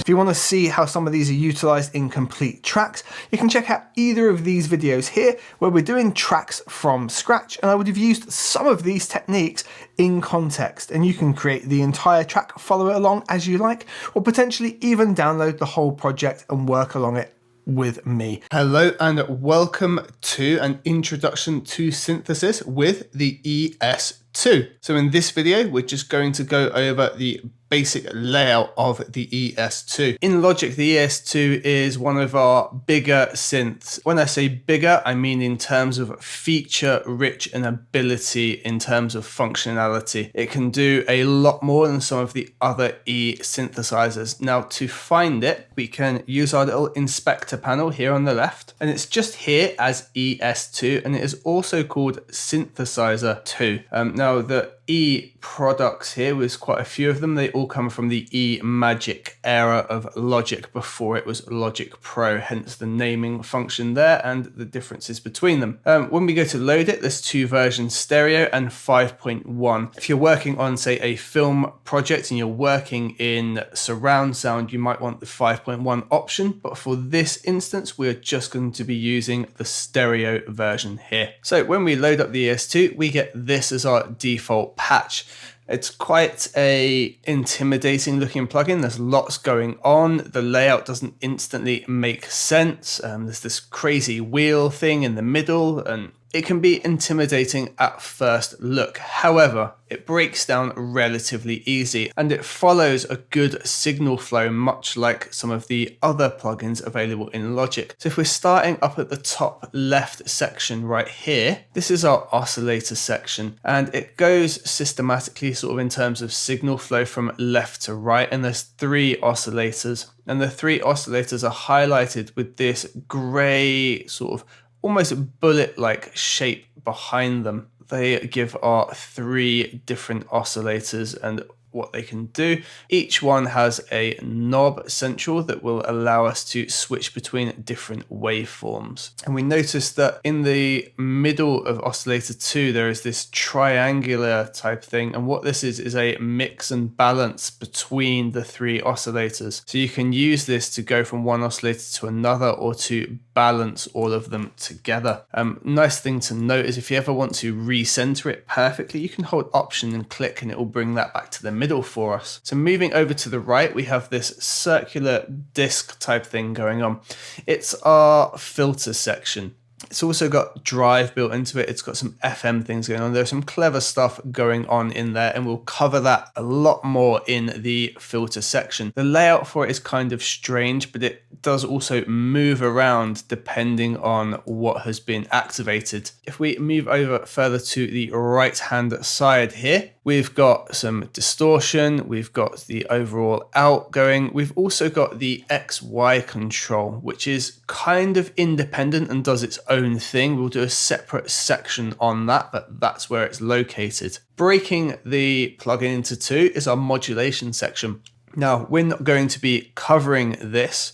It is exactly the same modulation section as found in the ESX24. And we covered how that works in those videos. So I'm going to give you some extra breakdown and extra functionality of the synthesizer rather than covering that twice. You can use the EXS24 video for the routing and modulation section that's located central here. And below we've got our LFOs 1 and 2 with some slight differences going on, and our wave selection in the middle. And then we've got our ADSRs. Well, in this case, we've got 3 different envelopes. We've got attack and decay on the first one, and then we've got ADSR with some extra values in for the other 2. Envelope 3 is dedicated purely to the volume of the plugin, so it's going to affect our overall out, very similar to the EXS24. The design wise of the bottom section of this plugin is almost identical, with the main synth just being the top section there. If we go right the way up to the top again, we've got some basic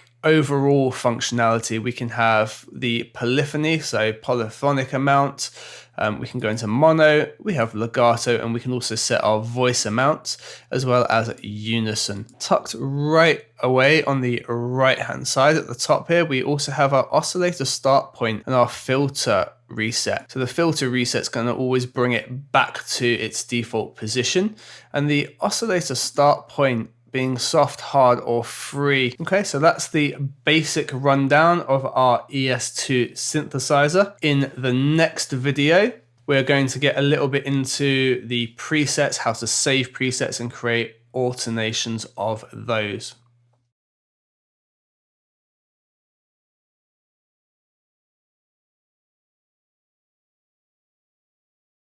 Okay guys, so in this video, we're going to go over how to manage, save, and load up different presets in the ES2. Little task for this video, I'm going to make a quick patch and then show you how we can save it and reload it. I want you guys to follow along and make that patch up as well and save it wherever you like, name it however you like, but I want you to follow along, make the patch, name it up, and save it, okay? This sound we're going to make, if you have listened to drum and bass in any term whatsoever, you would have heard the respace, which is basically a distorted and unisoned and detuned set of saw waves. If we load the default ES2, and the default is this, just going to be C1.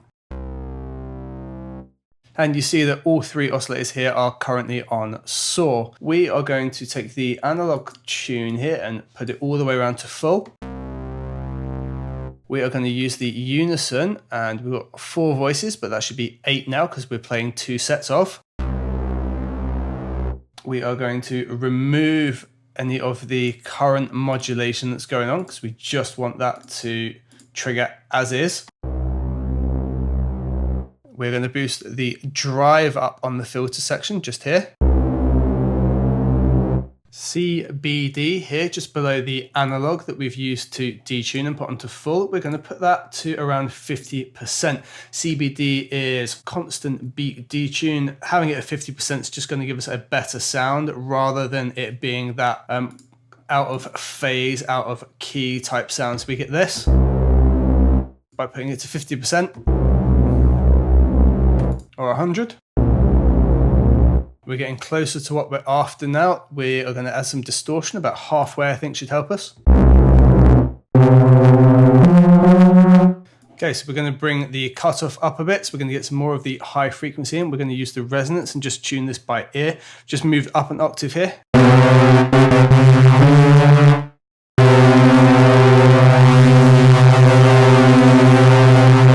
And one key thing now, we've left this in poly. We're going to swap this to mono, so it's only ever triggering a single note. I'm going to dial back the cutoff a bit, dial back distortion a little bit.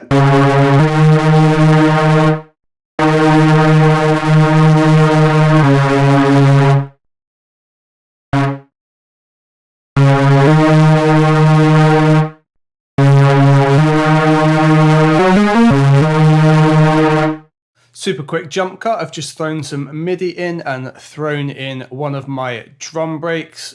Feel free to keep that. It'll be part of the project. Just so you can get an idea of what this sound would be used for before we go and save the preset for a future project. Heads up, this is loud.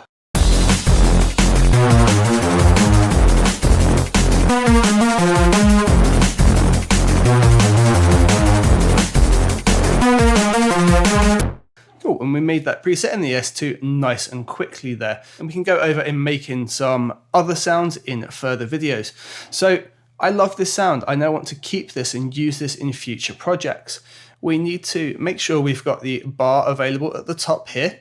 So I quite often have that hidden away and it's just the little gray tab up here. So we have our menu in the top left here, and this is how we manage the presets for most of the plugins available in Logic. And what we are going to do is save as. Now you can save these in the specific folders for the plugin. In this case, it automatically highlights the ES2 for us, and we can save it in there. We're going to call it Reese Demo. If we save that up there, we see that it renames that patch, and it's renamed our channel based on the patch as well. If we want to recall that again in the future, it's going to appear for us up here. Now, what can also be useful is if you're going to save lots of these, you don't want them all appearing in this menu here. So if we can do save as again, we can create subfolders. So while in the ES2 here, if we choose a new folder, we can create something called user, for example, and we could then save that into here. See now that we have our own folder section here containing our patch. And to load it, we can go user and then click, and it's going to load that patch up for us. And that is how we can create a patch in the ES2, save it and create a subfolder for it to be loaded from. As you can see at the minute, I've got none of mine saved in here. I've removed them for the demo purposes, but usually I would have a folder based on genre. That's what works best for me, rather than synth bass and things like that are loaded here. I will have them labeled for the genre that I'm working in. Now, sounds necessarily aren't limited to genre. It's just the way that I work. You can just have a simple user folder that contains a couple of your presets, but set it up however is going to work best for you. In the next video, I'm going to explain a bit more about the oscillators, how they work, and some of the features hidden within.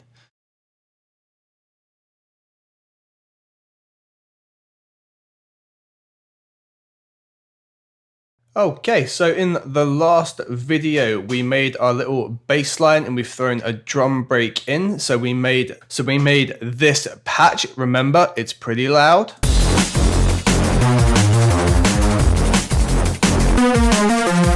Cool. Cool, we made our respace here. Now we're going to tweak that a little bit further, and we are going to have a look at the filter section of the ES2. So the filter section is this circular module in the middle here, and what it contains are two filter sections, and it can be processed in two separate ways. So if you remember, I explained that the reason it's sort of in this disc shape is it can rotate and show you a different way of working. So if we just look to the right hand bottom, just below the filter curve here, we've got a little button that says series. If we click that, it's going to rotate and go into parallel. When it splits them off into two, it's going to go through filter 1, and then it's going to go down and through filter 2. Series works a different way. It flows into filter 1, processed in filter 1, and then it flows through and processes in filter 2, and then flows out. And that's the reason we've got those like so. So for our patch here, we had it in default, and that was in series. Now to make sure the filter is engaged, there is a little switch here which we can see moving around, and it's highlighted in green. If we click that, it goes off. That lets us know the filter is disabled. Now, unlike in things like Ultra Beat, no other parameter changes. We just need to note that that needs to be switched on, or it's not going to be processing the filter. For example, if we have it off, our sound would be like this.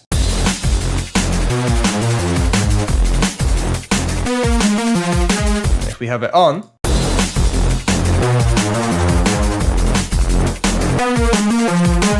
now each filter is slightly different. Filter 1, which is the one present to us on the left hand side here, has some different parameters to the second one.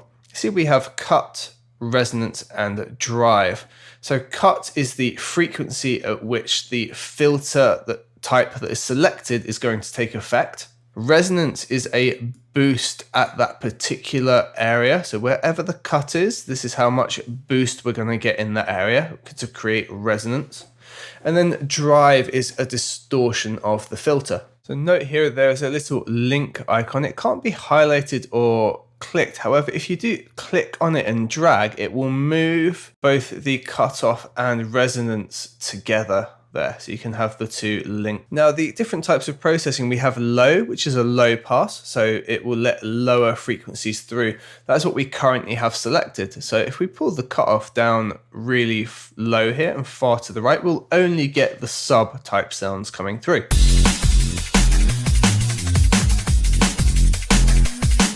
If we bring it up, it will bring extra high frequency in.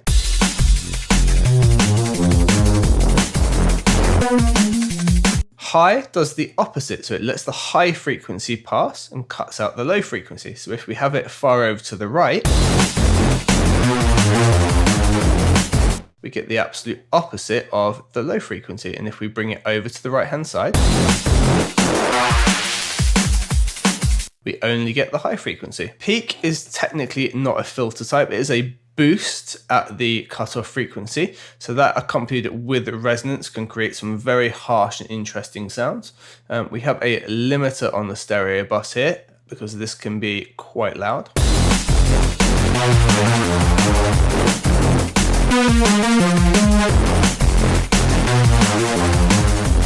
Band reduction is sort of an in-between of the high and low pass. What it does is completely removes an area of the frequency based on the cutoff and will let the highs and lows either side of that pass.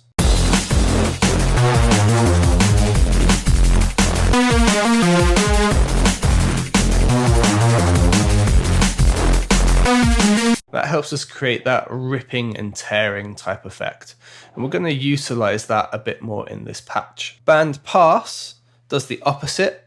So it lets just that area pass and will cut the highs and lows above the area.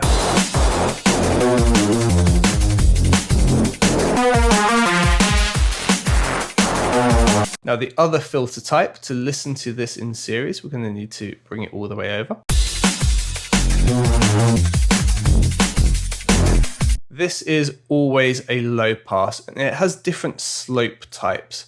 So we have a 12 decibel, 18 decibel and 24 decibel slope. To show you what those would entail, if we take our EQ here and we engage the top and we bring this about halfway down, we can see here, this is what a 12 decibel slope would look like. And it means per octave, it's dropping the level by 12 decibels until we reach 0 or minus 30 as represented here. If we then bring that to 18, it's dropping by 18 decibels per octave, and then 24. And as you can see, they become a lot steeper with each one. And they do change the sound because you lose a lot more frequency with less movement of the cutoff area. So for example, if we leave it about halfway at 12 decibel, and then we'll move to 18 and 24, and you should hear the change.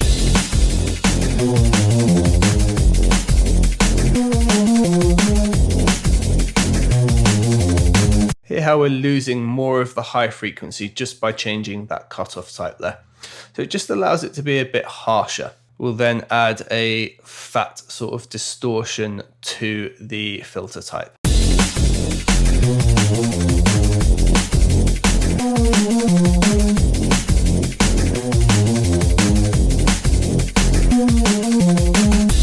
And notice how that can be engaged with the slopes there.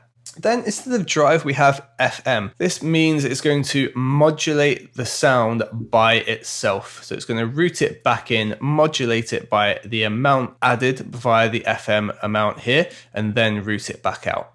So we can listen to that.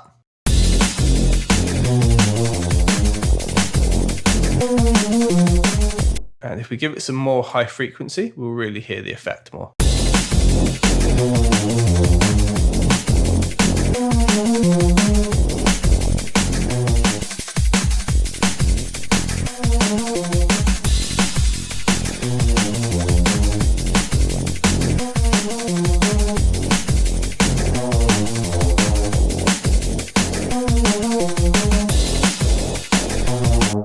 And that is a breakdown of the ES2 filter section.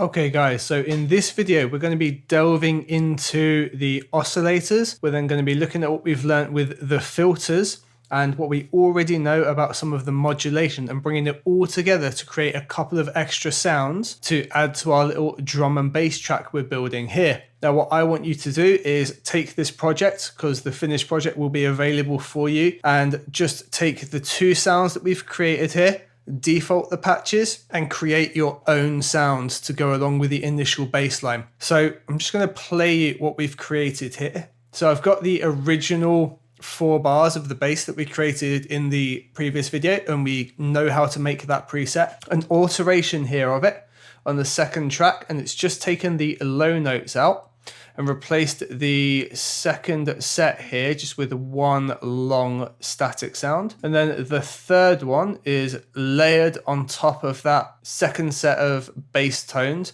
It's just the same note, but it's just adding a sweep effect to it. So I'm just going to play that to you, and then I'm going to go over the features I've used on the ES2 to create that. So the first 4 bars are how it was before, and then the second 4 bars are the switch up.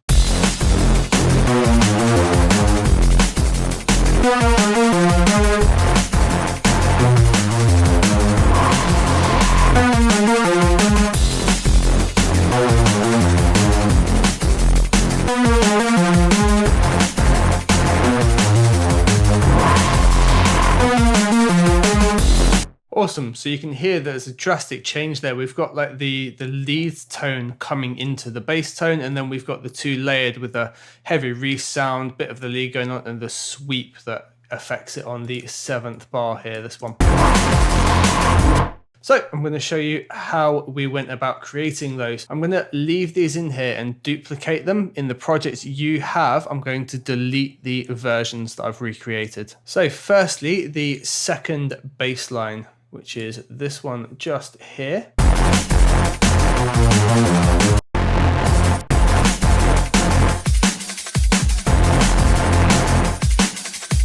And we've made use of some of the filter ability, some of the automation that's available via routing one of the envelopes in here, and a feature inside the oscillators. So firstly, if we have a look at the oscillators, notice oscillator 1 here. I have taken the overall pitch of oscillator 1 and boosted it by 24 semitones, and that can be indicated here. I've also disabled oscillator 3. Now, more importantly, on oscillator 1, I've put it right to the bottom, and it usually would say sine here because it's where our sine wave goes. However, this bottom waveform here is interchangeable. If you right click on it, it will give you a huge set of different waveforms that can be loaded into there. And for this particular patch, we've settled on ring 2. I'd like you to go through a few of these and find something that works for you. If you've ever been after that sort of vocal lead that you see created in massive patches, you can create that using the Vox ones that are in here. So maybe you should try that out. Then on oscillator 2, we've pushed that right to the top here, and we've taken the square wave. Now, we had a square wave option here, which was the square sync, and that's going to sync to the first oscillator. But what this square wave does is allow us to push into pulse modulation. And what that does is adjust the width of the pulse between the square wave. So a square wave is fully on and then fully off for equal pulses. What this does is shorten or lengthen those on-off pulses and gives us a different sound. So just like this, with the distortion bits on, but with the ring modulation taken out, we'll have this. So it's responsible for our distorted bottom end in this case. If we swap the two out and listen to the ring, that's responsible for our lead tone. Now I got that in the original part by playing the notes higher. In this case, I wanted to be able to do both within the one. So we've also used our little triangle modulation here, and we've mixed it slightly so it's balanced. And we get a bit of both that were in there. If we were to bring this right down to here, for example, takes away that ring modulation. So we have it right up here, and that was where the mix was working well.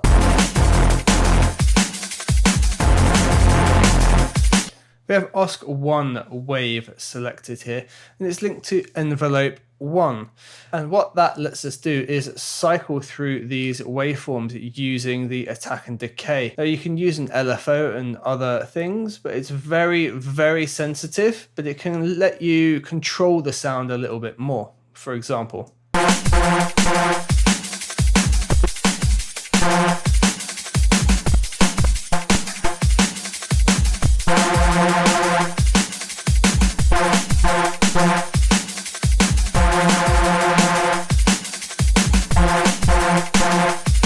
and it can allow us to generate very different sounds if we use things like an LFO.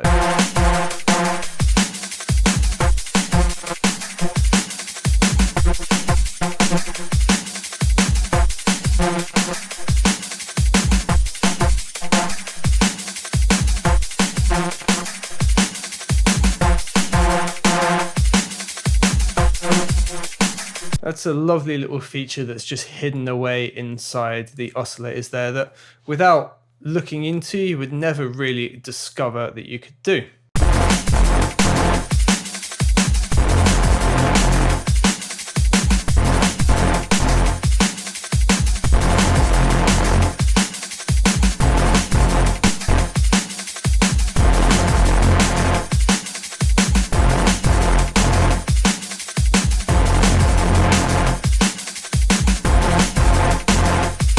And the other sound we've created layers in with that bass and creates this sweeping effect. So together they're like this. And on its own. And here we've made real use of some of the filter options in the ES2 to create that sound. So again, we've used the pulse width here on the 2 oscillator, and we've used glass 1 on the first oscillator.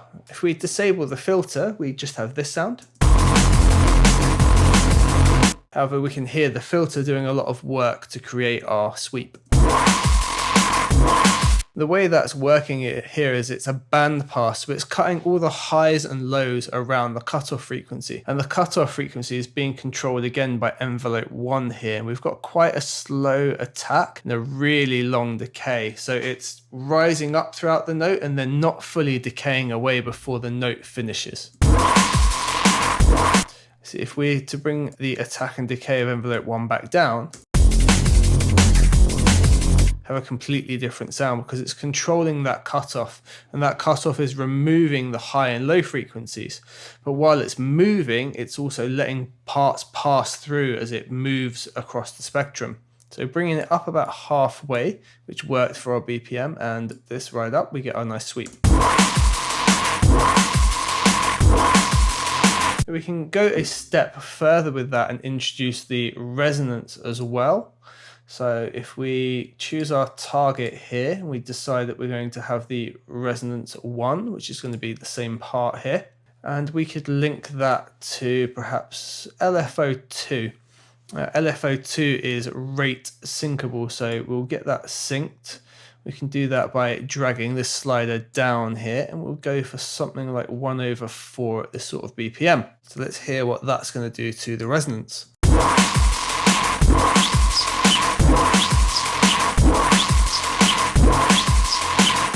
We could change the slope type and perhaps go even quicker.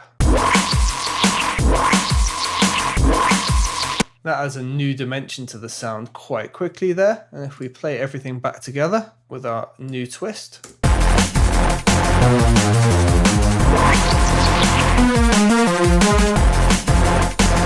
You see how very quickly we're taking the preset that took us only a couple of minutes to create and creating new sounds just using what we now know with the filter and those things that are hidden inside the oscillators. Combining that with very basic automation, we've only used an LFO, an attack and decay slider. That's it for all of these sounds. So have a go at recreating these yourselves. Like I say, load this project up. You're going to have that available to you and tweak them from there. What I recommend you do is open them up, default the preset, and then rebuild from there with your own custom sounds.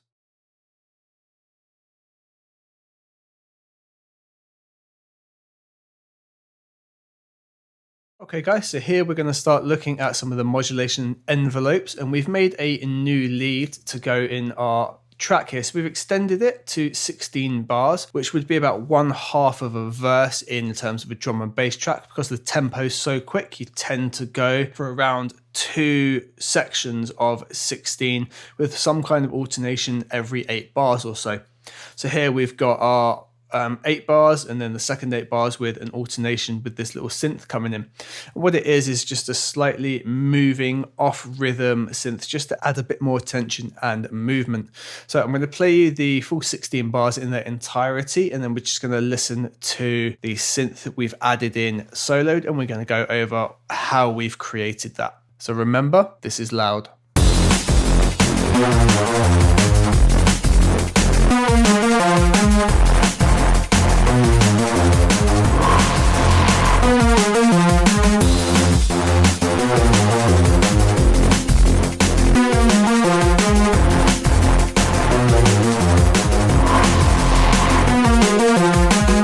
So hopefully you heard the extra rhythm and sound coming in there. It doesn't affect the overall track too much. It's just that there is some kind of change for the ear to pick up on. So if we grab the second 8 bars here and we solo it, this is the sound we have.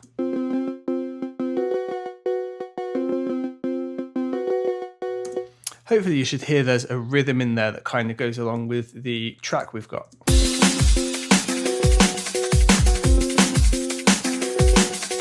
And it is quite sort of distorted and off key, but it works in the track because it's so overwhelmed by everything else. It's just adding a little bit of change. Now, the way we've created the sound is making use of the envelopes and linking them to some different parameters. So the sound itself is relatively basic. We're just making use of the triangle wave and again, the pulse square wave here. And we've just pitched that down by 5 semitones. And that gives us that sort of off-key but relevant sound. It's not so out there that it's not going to sit ever at any point. We could bring it to 0, and then we've got this. However, the bringing it down just gives us some extra harmonics going on. What's really affecting the sound is how we've used the LFO and envelope 2 and linked that to the cutoff here. So if we play the sound back and we move the cutoff, everything else is still going to modulate, but it changes the sound overall.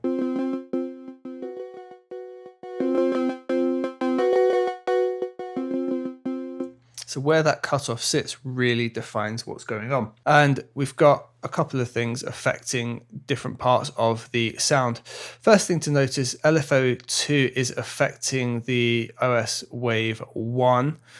Initially, we had that set up differently here and it was giving us some wavetable, but we've just opted for the triangle in the end. So we did have something like this. That gives us that nice pulsing and whirring option, which is something we could absolutely do. But the important one is envelope 2 here going to cutoff 1, and it's pulling the cutoff back. You see, if we have it in the center here, it would not affect the cutoff at all. If we pushed it up, it would move the cutoff in this direction. If we put it back, it moves the cutoff in this direction. Using the envelope here to push that back, and then it retreats back off to its original position. And that's what creates that sort of rhythmic thing going on. However, that's triggered each time the note is triggered. So what affects the rhythm are the MIDI notes here. So where it appears to be a single static note and the ADSR creates that rhythm, it's actually this that's creating it. Now, if we were to, for example, turn the filter off,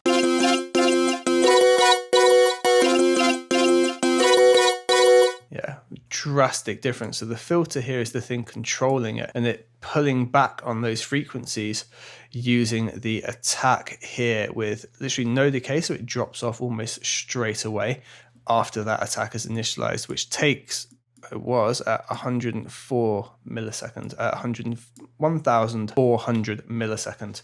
Now we could work this out so it works rhythmically timed with the track as well. In Logic, if you have your inspector open, which you can access by pressing I, we can click on more over here. And we have a section called delay. We're not too concerned about what it's called at the minute, but it will work out for us in here some milliseconds. And as you can see, they've got musical timing references next to them. So we could choose 1/8. We know that's going to be 172.4 milliseconds. So we could have it on here as close as possible. I think it's going to be 160 on here. No, 170. That's going to be a much more musical timing for us.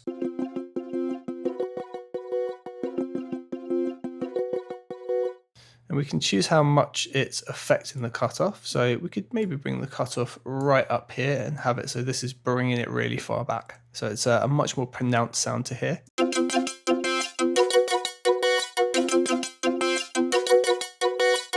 We could have it so it almost blanks it out. Now notice the resonance, that's what's really causing that frequency to spike and be heard and really catch the ear. If we take the resonance away and bring it back in,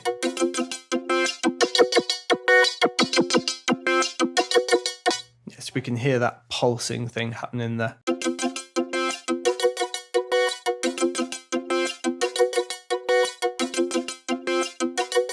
Fab. So that in this case is how we're using the envelopes to create an extra rhythm based on the MIDI notes we've got going on. So we're using it to sort of create a transient, almost an impact sound to go in with the lead. Now what I want you to do as your task is to create a chord section, so a pad sound, and use the envelopes to help that pad slowly evolve rather than very quickly appear.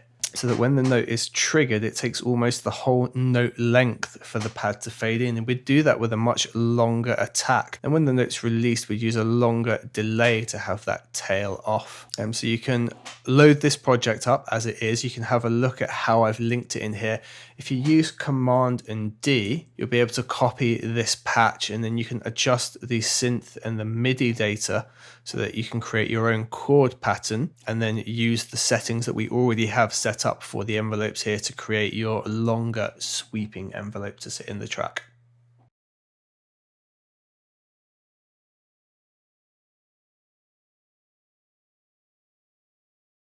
Okay, we've extended the project now to 32 bars. We've got a little breakdown here just before bar 17. What we're going to look at in this video is using the LFO. I've used the LFO to make another quick little alteration and just it's keeping the same melody, but just flicking the sound around just a little bit, just to add a little bit of texture. So what we'll do is grab from bar 17 here, and you can see the section. We've named it Wobble Reese. Just have a quick listen to what's going on with it, and I will then show you how we've made that and the really simple things we've done using the LFO in the ES2.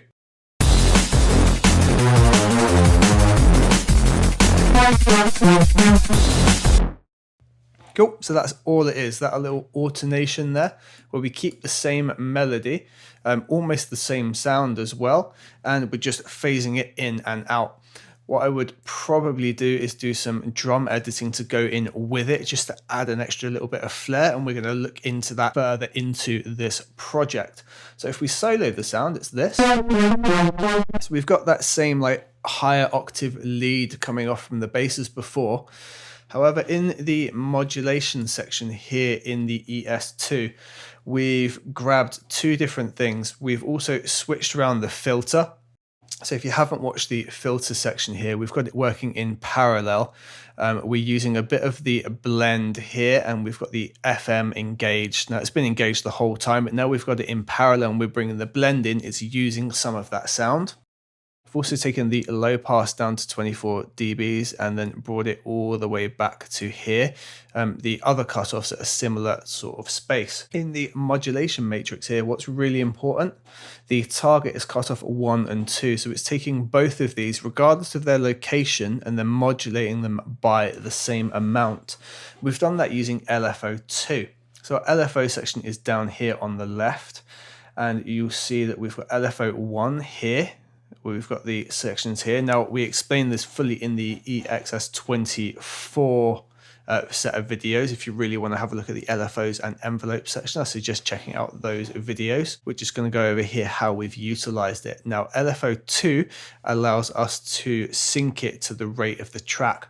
So we're at 174 BPM, and if we drag the slider here in the middle of LFO2, we've brought that down to 1/4, so it's every beat. So if you think of a house track that has a kick drum on each beat, that is the sort of pace it's modulating to, so that 1, 2, 3, 4 type timing. And it's doing that in the pattern of a saw wave. The wave selection here is dependent on which one of these is highlighted, and we've got it right on the top one. And that's what creates that pulsing sound, because it's grabbing both of the cutoffs here and bringing them backwards and bringing them up and back to their original point here. So if we were to highlight this one, it's doing something like this sort of motion, pushing it forward like that. And we can hear that happen. Bringing in the high frequencies, it's happening nice and quickly and on every part of the beat. It's happening really quickly because it's happening at 174 BPM.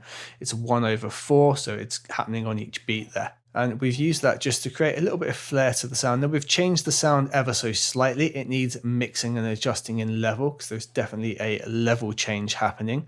But it's just a little alternation on the sound that works rhythmically, and that's how we're using a synced LFO to create that. So what I would like you to do, you should have by now have created your chords using the envelope 2, and just create that slowly building. I want you to add LFO2 into that as well and create a synced LFO rhythm with it.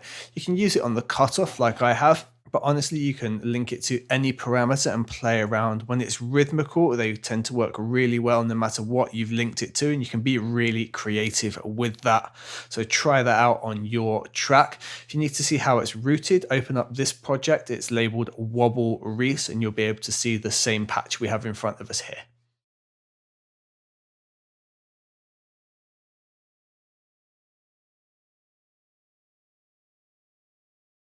Okay, so in this video, I'm going to show you how we can use a different part of the modulation matrix section to create things like sweeps and fades and control multiple parameters in a different way inside the ES2. ES2. So what I've done here is I've taken the little break section as it gets to the end of the 16 bars, and we've cut the drums out and got a little stutter.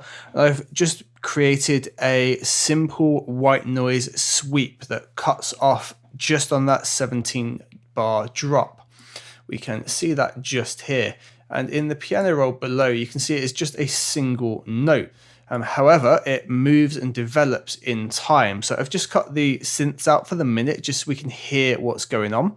And it's just this sweep building up and just stops abruptly on the 17th bar here. It's like a transitional piece.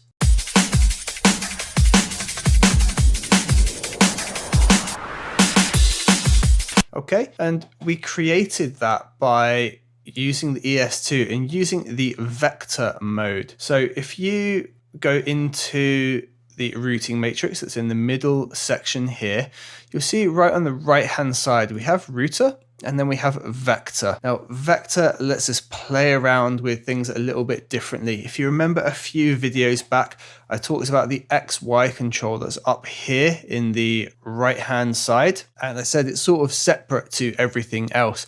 This is where you go to control that and really modulate it, or at least it's where it's set up to work with the vector control. You can choose it as a source in the router, the XY pad here. However, in the vector here, it has its own target controls on the right hand side here, and it's just the idea of how it can work in here. Now what the vector lets you do is create complex ADSR type sound modulation, but it allows you to loop them, go back and forth, to have it so they play through and then play through in reverse, and lots of other different things. What I've done here is a really simple patch for you guys to get your head around it. So essentially we've got 3 points here, as you can see them here. We've got point 1, point 2 and point 3. Now it's important to note that the last one here has an S above it, and that's the sustain. So when we're holding the note and it reaches that point, it sustains at whatever value we've put in there. And that's important when you look at the timings we've got in here. I've worked this out so it rises up and sort of starts to peak just at the end of this section here, and it sustains for a very short amount of time. Now if we select these different points, you'll notice that our XY goes from this bottommost corner here to the topmost corner, and then for the sustain holds at that topmost corner. The X parameter is linked to cutoff with an initial point of 0.36. So when we first engage it, almost no sound. However, it comes in relatively quickly, even though from going from this bottom corner to the top corner here is taking 5,800 milliseconds, 5.8 seconds. If we were only controlling target X, we would just need to go left to right. However, I put pitch control in here as well. And if we turn on oscillator 2, which is on the sine, we'll also hear that sine change in pitch.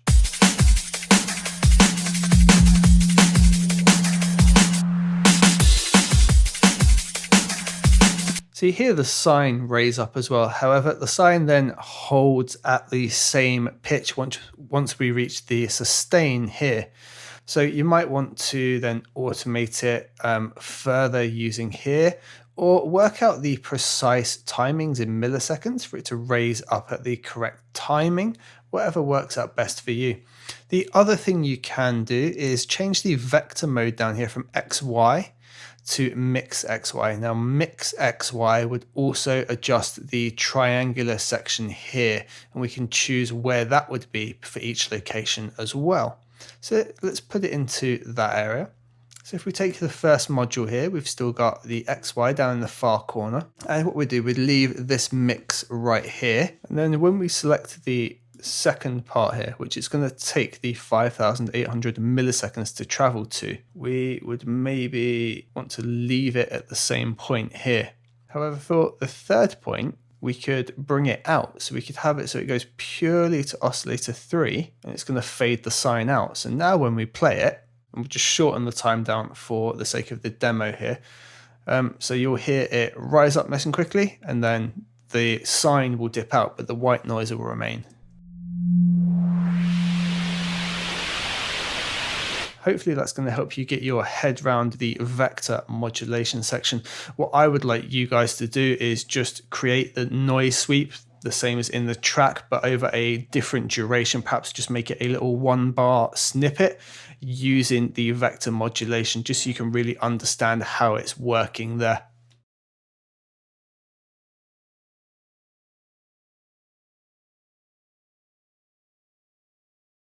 Okay, so as you can see straight away, we've extended the track. We've made it a little bit bigger. And what we've done is we've looked at some chord development, okay? And I've created a polyphonic sound that works well with chords. And we'll just very quickly look at how we've put that together. We grab the ES2 here. So going from the default patch, which is just the saw waves, which is this, playing back a basic chord progression.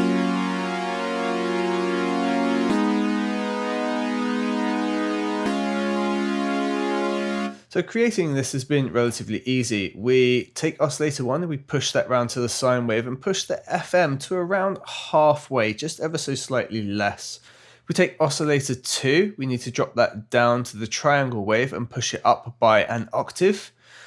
And oscillator 3, bring that right the way down to sine and push that up by an octave. And that gives us this organ style sound here.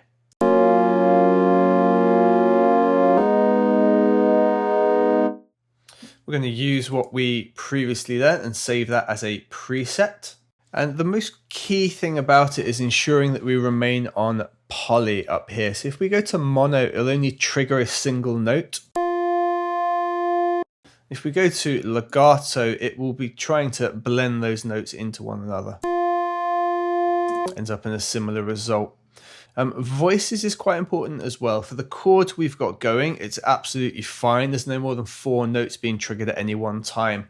However, if you've got overlapping chords, if you've got a melody on top of the chords as well, you might need to increase that because you'll start getting notes dropping out. So most important thing, poly. If you have a particularly complex chord progression with a melody introduced as well, perhaps add some extra voices. And that's all we've done there to create that sound. What I suggest you do is to also pop in here and go into synth keyboards and have a look at how some of these tones are created. In terms of the progression itself, it's very basic. This track is in F sharp major, or that would be G flat major as well. And we've just basically made use of a very basic progression here with a root chord. We're going up 1 note, we're doing an inversion, and then we've got the final chord leading off of A sharp here, and sort of completing the use of that chord, making use of the what would be the first note, which is F sharp here. It's going right the way around, and that particular chord progression gives us quite a nice resolution in what we're after. So sort of builds, comes to an awkward sounding chord that feels like it wants to be resolved, and then resolves back to our root chord here.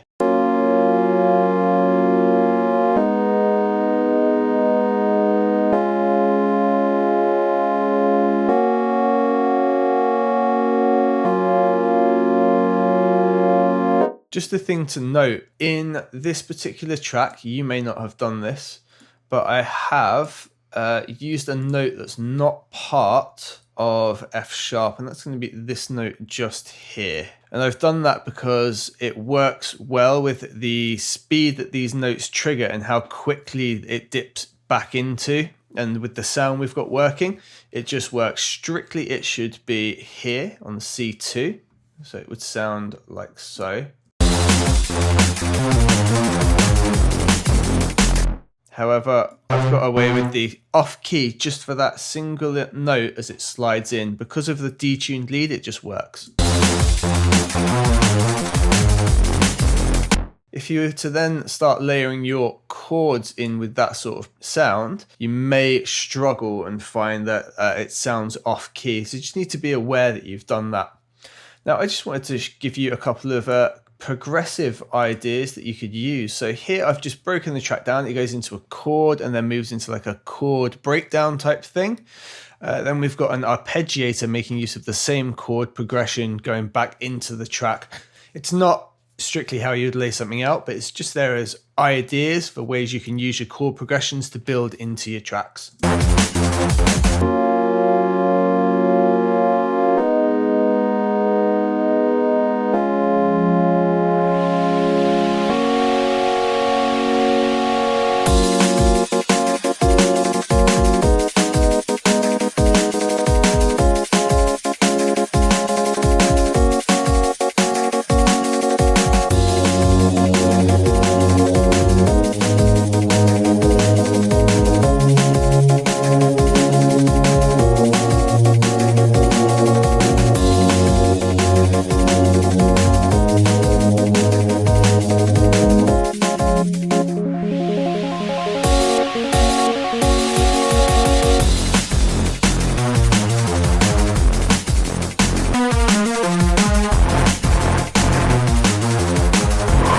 So the key thing to take from this is when you're building an ES2 patch for chords, make sure it's in poly, make sure it's something that can take multiple notes and keep an idea of the voice amounts that you want to trigger. In terms of creating the pattern that goes along with the drum loops, we've just used the relatively simple trick of putting a gate on it, and that gate is triggered by this drum loop here, which comes in audio 1. That just opens the gate up each time the sound passes through, and for the very brief moments that it's not quite loud enough to trigger the gate, it closes, and that's what causes that like jumping rhythmic effect that works quite nice on the breakdown section here.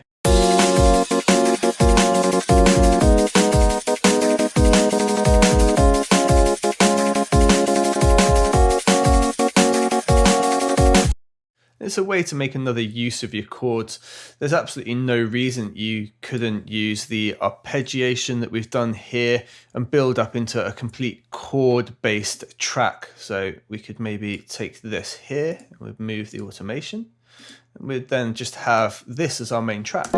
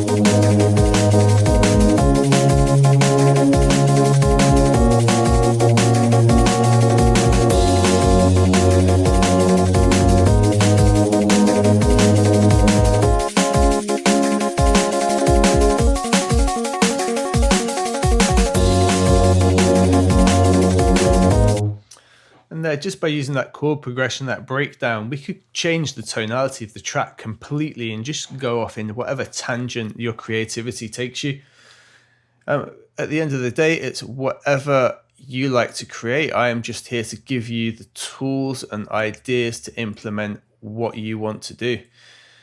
So that's how we can create relatively quickly and easily some sounds that will work well with chords and what we can do with those chord progressions. So guys, as always, this project's going to be available, so dig into it, have a look at the chords, have a look at some of the editing and things I've done to create those stuttery effects. And if you're liking that chord trick here using the gate, just have a look at that as well and see how that is set up using the side chain to the drum loop. And be creative, guys.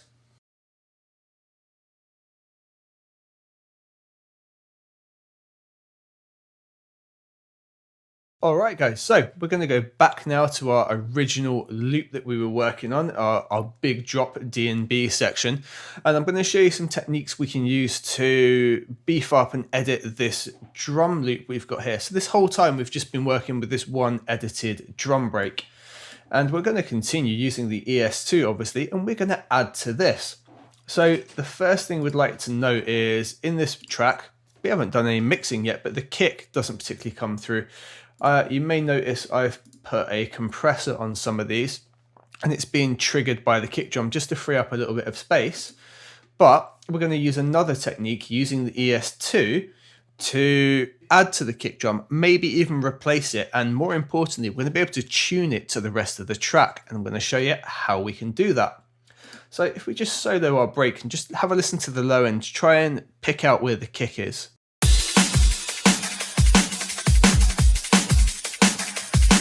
So it's this big, weighty, moving kick in this break that I put together. And we are going to have more of a punchy drum to sit in and fill the space where it's getting lost. So let's create another version of the ES2. We'll just grab this here and duplicate it. We'll drop it below. And let's rename it Kick ES2 so we remember what we're up to. We are going to get rid of the plugins that are on here real quick. And let's load up the ES2. So normally we would go to the default. The default is going to actually have us a little bit of work to undo. So if we can go into tutorial settings here, there is analog saw initialize. It's going to turn our oscillators and everything off, and we're going to undo the modulation here real quick as well. Okay, so we're just going to make a real quick loop here, and we'll just take the little 4-bar section, first bit of the break, and we're going to just mimic the kick pattern, but we're going to choose the note of F sharp. The reason we're going to choose that note is because we know that that is our key of the track. It's where our chord progression also leads from. Fab. That now mimics our kick pattern.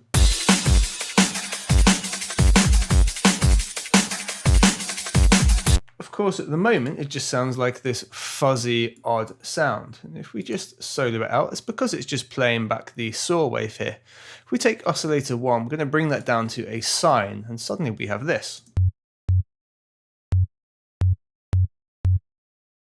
While that's kind of useful, it's not entirely what we're after. So a kick drum tends to have a load of really fast attack, which is quite high pitched, and it drops down quickly to become a note. And we can create that using the ADSR. We can use ADSR 2 on pitch, and we'll add it to pitch 1. So now it's pitching right up, but we want it to pitch down. So we're going to just pull it this way a bit.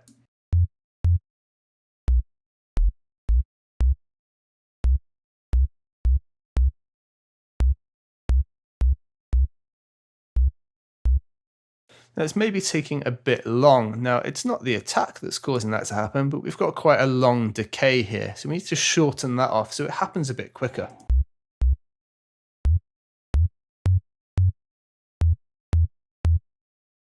Now we've put sustain up to full because once the note has dropped to the area we've chosen, and we're tuning that by using the green arrow up here, because that defines by how much it's being dropped.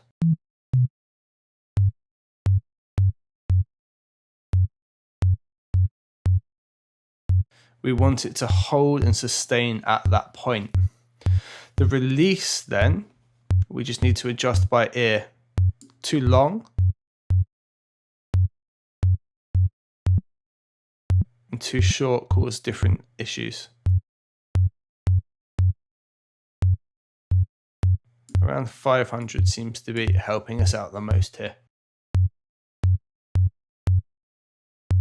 If we introduce that in with the drum break.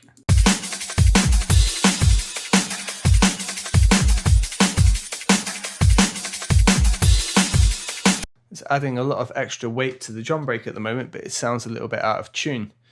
If we just play it back and I take the kick in and out, you'll hear the difference.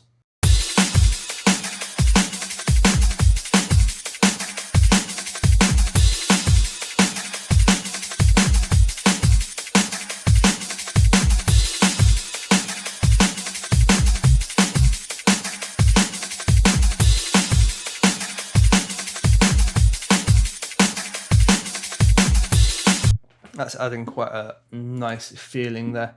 The other thing we could look at doing as we do this is to put an EQ onto the drum break. and start taking out the lower of the kick drum.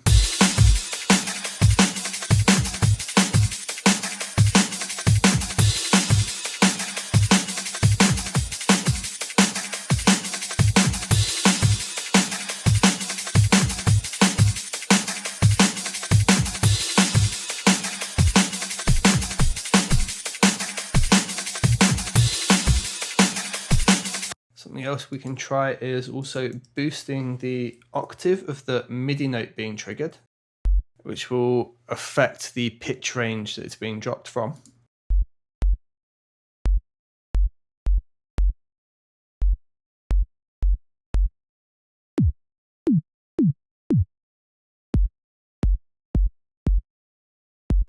So now we've boosted that up by another octave and we've added a little bit of an attack time. It's giving us a nice pop and drop down to the lower note.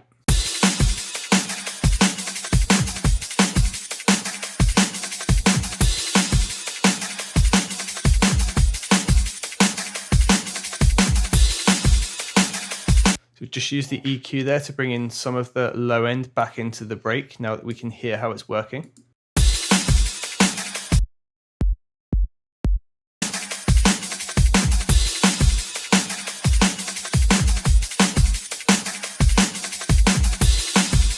So that's one little thing we can do. So we've added our own part of the drum here by adding in that kick drum. And what we'll do here, we'll just loop the entire break and we'll listen to it play and then take away and then come back in. And we should hear a pretty big difference as to what that's doing with the break. And we're making it our own here because we're generating this by synthesis.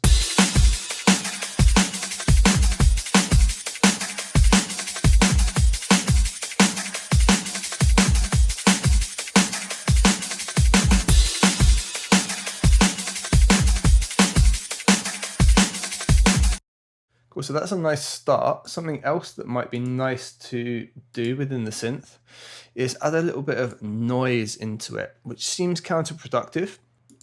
Can help add a little bit of flair into it and a little bit of more top end, and that's what we're after. We're after some attractability. We're trying to fill in a bit of space in this break and make it our own and shape the sound. So let's put oscillator 2 on. Let's put oscillator 3 on. And we'll use the noise generator from here. I'm just going to mix it in a little bit.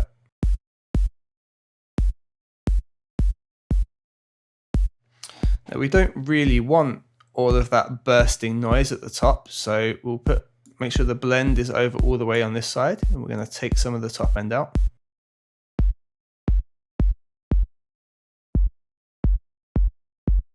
And now we've got that little pop and bit of noise in there as well. So if we turn off oscillator 3 and turn it back on,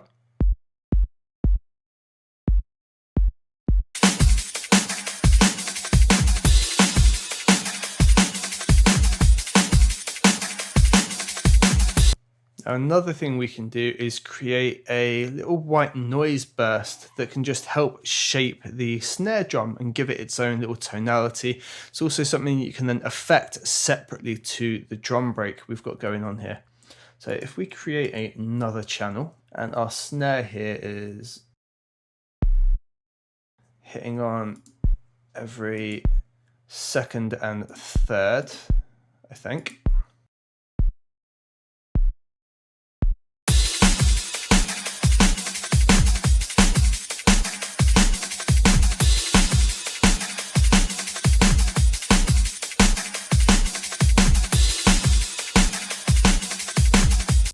Okay, and we'll just work from the kick drum we already had here. So we're going to disable oscillator 1 and just leave the noise oscillator in here and just have a listen.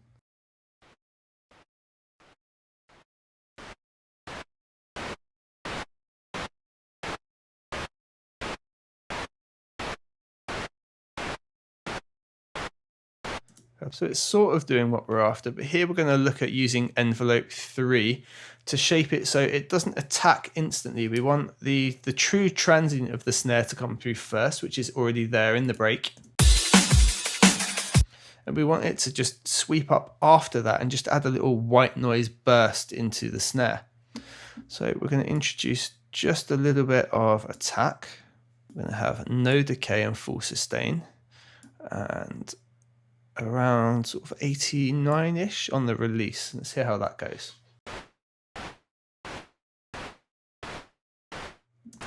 Let's see how that works in.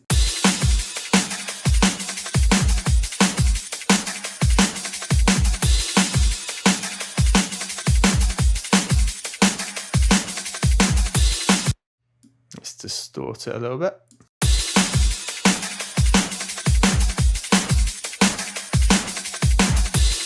It's maybe a little slow. Let's go for sort of 11 millisecond.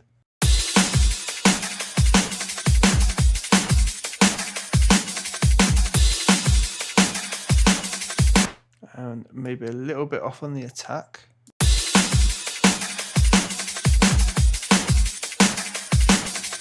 It's just layering nicely there with the snare. Now it's giving loads of definition to that snare. That would benefit from some EQ and isolating the areas that are best suited to it, but the practice here is the same. So we've now added a kick layer and a snare layer. So what we'll do is have those both off, and then we'll enable them and hear what a difference it's making currently.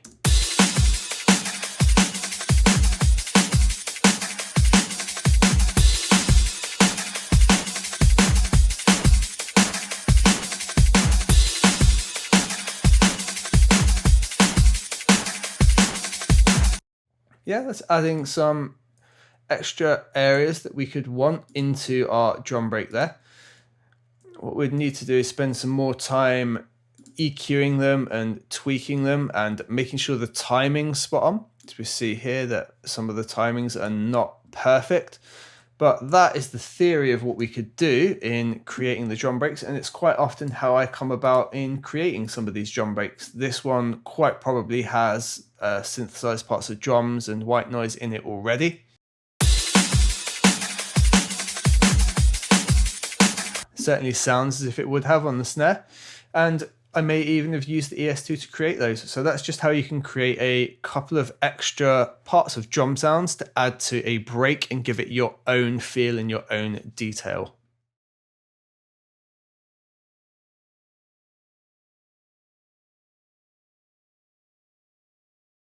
Okay guys, so in this video I want to have a little talk with you about what we can do in terms of melody and how we came about this sort of idea and what makes it work. What's the reason that this works with this particular track?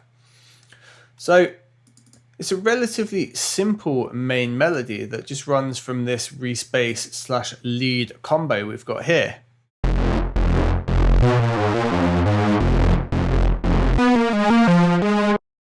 But there's a reason that it works the way it does. You know, the first thing to note is the rhythm of it. So it's set to land on the beat, half beat, back on the beat. So we've got 3 notes in that per bar, whereas in that bar it's 4/4. So there should be 4 beats. So for example, what it would traditionally be would be sat something like this.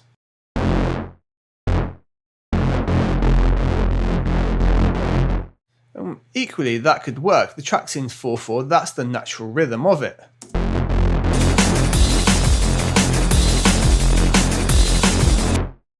But with the way we set up the 3 notes, it's a slightly different rhythm to the 4/4 rhythm going on with the drums.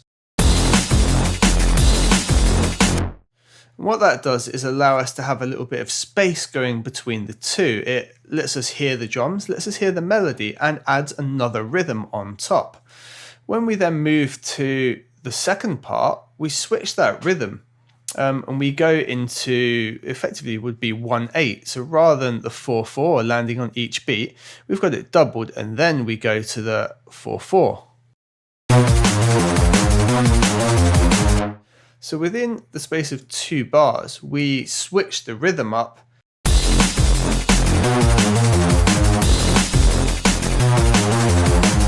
And that's what generates that sort of increase in pace. The drums drive that solid rhythm at the 174 BPM.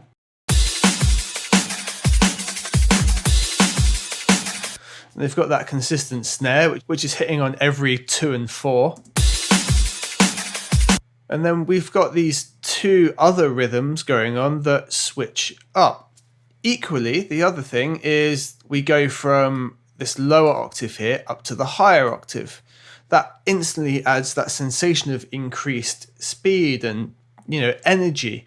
And then the fact that it speeds that rhythm up just for that 1/2 of a bar makes a massive difference. For example, we could use the same first note here and just have it as one static note, and the energy is going to change completely.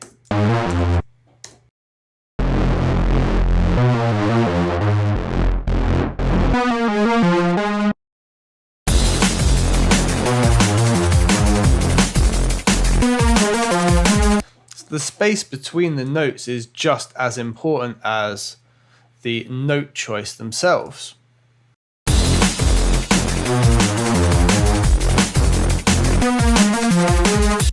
Then on the 4th bar here of this little passage, we've gone up yet another octave. It's exactly the same notes, exactly the same rhythm combination, but again, it builds that tension and energy by just going up 1 octave. Nothing's changed. If we were to grab it, we can drop it down the octave and see it's exactly the same. But we get that feeling of building up, building up.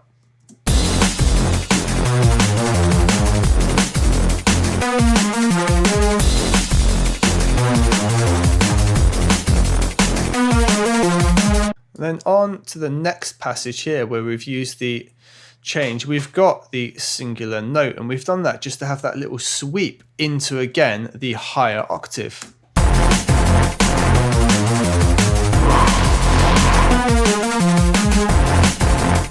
If we move on to the next one, we have changed the introduction rhythm, but kept the same melody. It does lead off of a different note, however, and it does that transitioning from the higher octave into here. And the reason I did that was because at this point you've repeated this for 8 bars, you're used to it, and you're expecting the F note to come back in with that 3-note hit again, but we switch it up with this.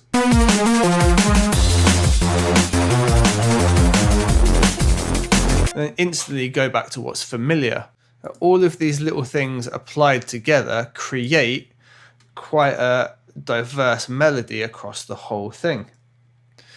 And we can apply that technique across different sections as well. So the 2 sets of notes here and the tension lead just go from one note to the other.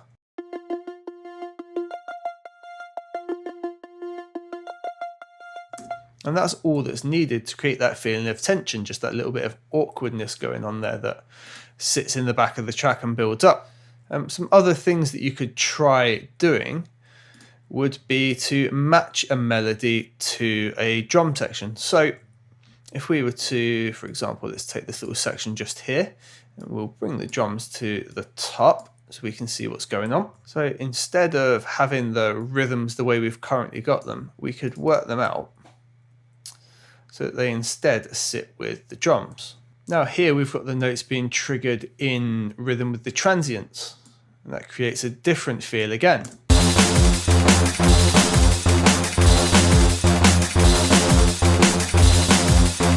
It's quite a bouncy feel to it. Now you might find that your drums aren't perfectly on beat. For example, if we highlight here, we can see that these drums are slightly off in places. And perhaps you want your melody to take that effect as well and make sure that the rhythms match up exactly. We can change the whole feel of a track in this way. So if we were to take this whole passage, for example, and what we're going to do is I'm going to show you how to take the groove from this particular track. So if we switch on Flex Edit up here, now that Flex Edit's on, it's found all the markers for the drum line. We see them here.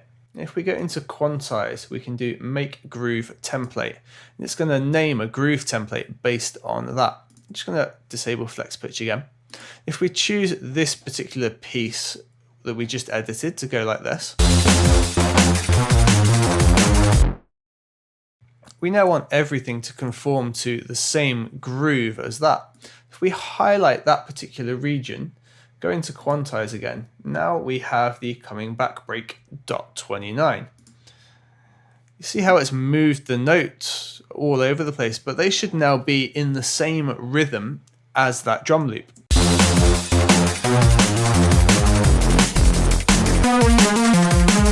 It's a drastic change in the feel, so if we just undo that and then we'll redo it so you can hear the difference.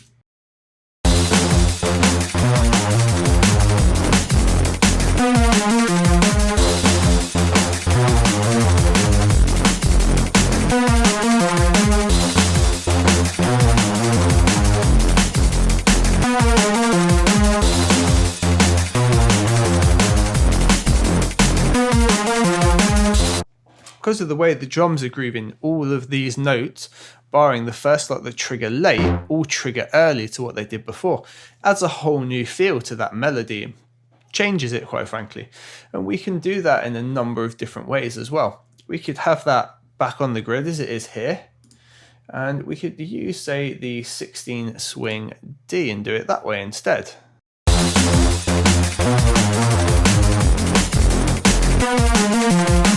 It's important to understand that the placing and rhythm of the notes is just as important as the notes themselves, especially in this type of music where it's very rhythm based. Now, in the passage we used here, all the notes were just left on point, and it works for the time being. But there wouldn't be any reason we couldn't select these regions and we could copy that drum break rhythm. And we see they all shifted forward now, and we could absolutely go ahead with that, especially if we tried it out and it worked better for us.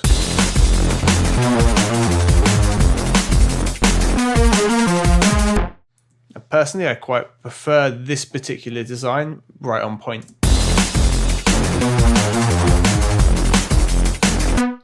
So in your composition, have a little play around with different rhythms, perhaps using the same notes, and for building a bit of energy, just moving through the different octaves. Your melody itself and a contained part works best when contained within one octave.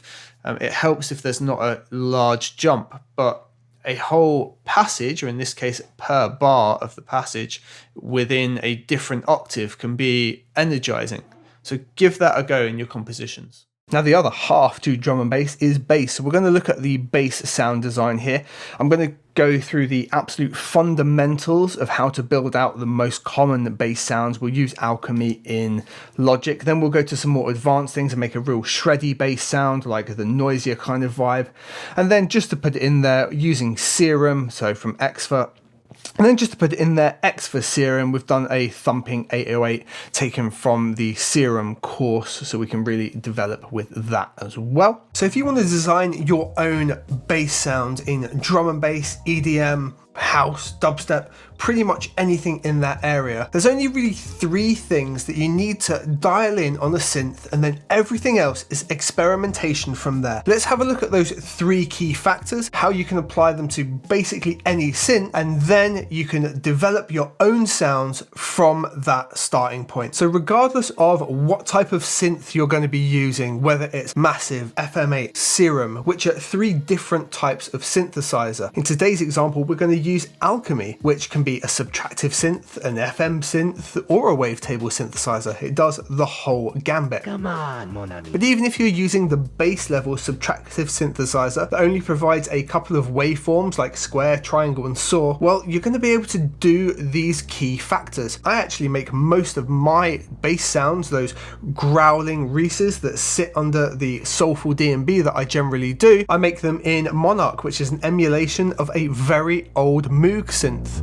And it does the job exactly the same way. It's the same principle. So the first principle here, using multiple oscillators and detuning. Very simply, let's say we take a saw wave and we play that saw wave back on the keyboard like so. When we turn another oscillator on and we play back that exact same saw wave, everything just gets louder. In fact, it doubles in level because the 2 saw waves are exactly the same and they back each other up. However, look at what happens when we move something via a whole semitone in detuning, it changes very drastically and was generally an unpleasant sound because we're now playing two notes that are harmonically out of whack and out of balance of one another. Even if we move these semitones down in increments, something like a saw wave, which is so harmonically rich, as in it has a huge amount of harmonics, it's a very complex waveform, it just kind of falls out of tune and doesn't sound great. Even if we use increments like 3, 6, and 9, which are going to work within a general scale, nothing really balances until we go a full octave at plus or minus 12. Today's video is sponsored by DistroKid. They let me get my music out to all of the major distributors, and they do that at a price an independent artist can easily afford. If you're ready to get your music or beats out there and want to release an unlimited amount of music each year, check the link in the description below for a discount off of your first year of unlimited distribution with DistroKid. Your synth will also have a fine tuning, and this is 100 cents either way, and this is the tuning in between those whole semitones. The saw wave is just ever so slightly out of phase rather than drastically, and we get a much different sound.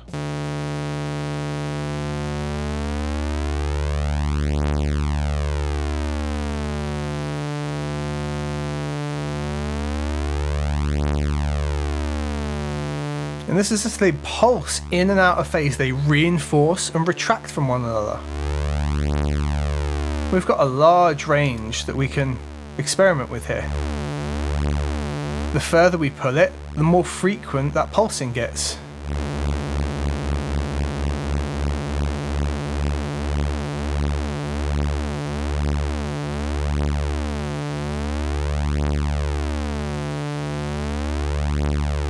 And this is where the magic happens. Now, we've heard some pretty interesting things happening there when we have two oscillators and one slightly detuned.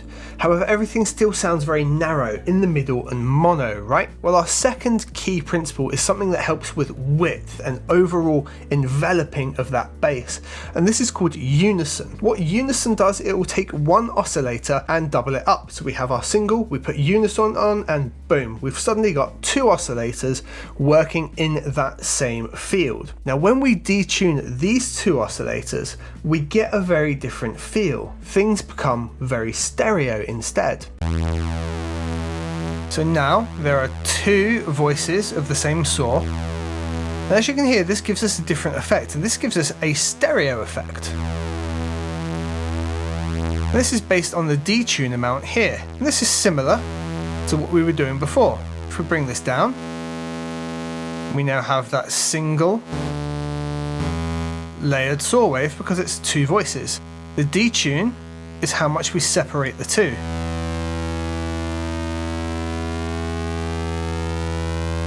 And as you can hear, this can be really refined in how slow it operates.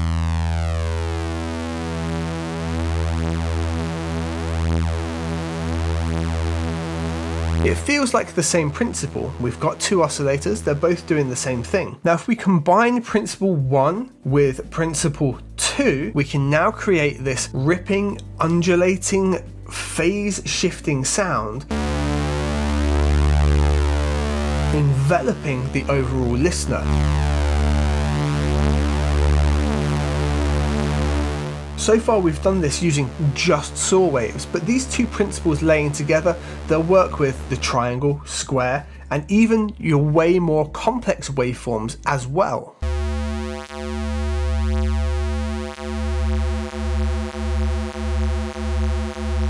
Now, the third part of all of this is the fundamental of all subtractive synthesis. Take a complex waveform and use filtering to subtract it down. And when we combine that with modulation like LFOs and envelopes, well, things go to a whole new level. Filtering allows us to remove frequency from the sound. This is simply known as subtractive synthesis. We've created a very rich harmonic signal.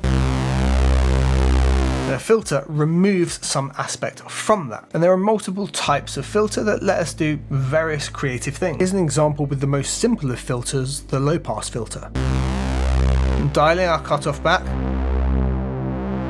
So we've got that kind of sound that we seek. maybe a little bit of resonance to help it poke out in that area.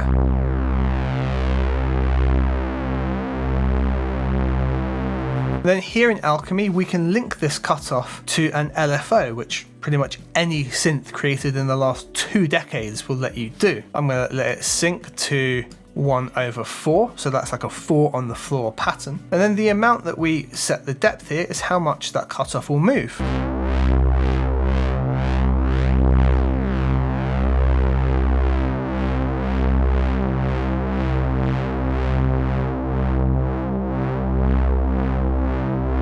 We can do other things manipulating the filter, like the resonance. We could maybe make it uncomfortably high, but then utilize, say, an ADSR or an envelope to bring it down quite rapidly.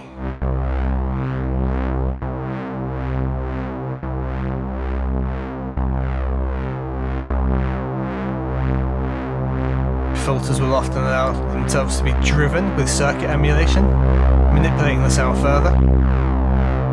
Now, when we start experimenting with different filters and different waveforms and different tunings, this is where everything else comes alive. But these 3 principles here are all you need to start designing your own bass sounds and getting to those desired effects that you want. And here, we've not even started applying external effects like distortion and EQ and compression and reverb and all the other fun stuff that comes with it. But from here, it's down to you to start experimenting with what's going to work and be fun in your track. So that is the type of bass we are going to make in this video. Now today I'm going to use Alchemy, but the techniques we're going to use here can be applied to many different synths. If you're using Serum, Hive, Massive, you can apply the theory and design your own basses. You're just going to get a different sound and different performance. And today's tutorial is sponsored by DistroKid, but a little more on them later in the video.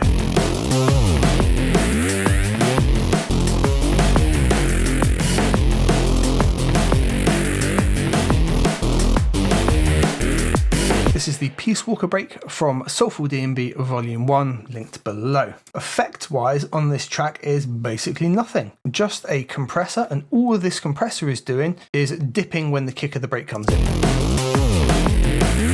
So it's all inside the Alchemy synth. So let's reset Alchemy. We can go to File, Initialize, and it will just give us a saw wave. One of the first things we want to do here is control the voicing. We only ever really want it to have a singular voice. Now this doesn't affect unison, but this is how many notes can be played simultaneously. And then we want one note to move into another, which is legato. So in terms of voices over here, we're going to switch that over to legato. And then the number of voices that it can produce at any one time, we're going to switch that to 1.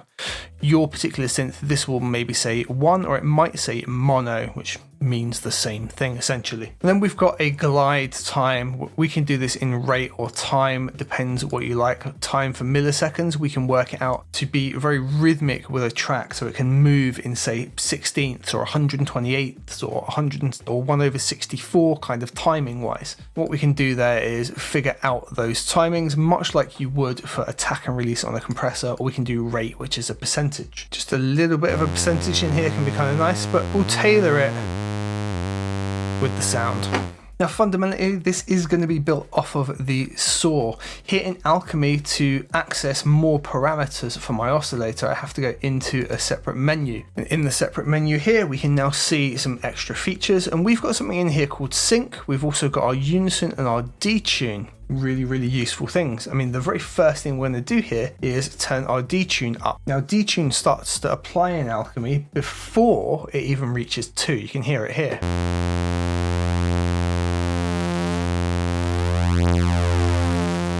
So we're definitely at 2 voices before it displays it, but there we are. And when we bring the detune down, they become more in line or more out of phase. Today's video is sponsored by DistroKid. They let me get my music out to all of the major distributors, and they do that at a price an independent artist can easily afford. If you're ready to get your music or beats out there and want to release an unlimited amount of music each year, check the link in the description below for a discount off of your first year of unlimited distribution with DistroKid. Something I like to do here is on my channel have the gain channel strip, or something that allows you to sum to mono. And the reason being beginning, I'll often build the sound in mono, because if it sounds spot on in mono, it's going to be great when we finally go back to stereo. So for now, we're going to turn that on and continue to build the sound, and this will help us make better decisions when choosing things like the detune.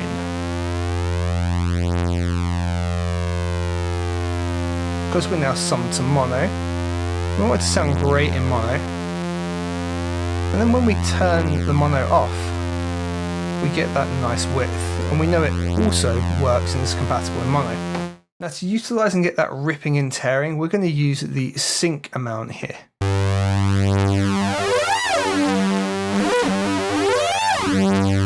And to do that, we're going to link it up to an ADSR. When it's selected, it goes blue like so. We can switch this on over here, which is our modulation window. If you'd like to learn more about the ins and outs of Alchemy, linked below is an entire Alchemy masterclass for you. We can here select an ADSR, and we'll do a new ADSR because we don't want to use the one that's default assigned to the volume. Now our depth here, we can do a couple of things with sync. We can have it so it pushes up, or so that it starts up and comes back down. I find pushing it up is kind of a nice feature for this type of bass sound. So when we press a key now, like F, well, it just instantly plays to that ripping part.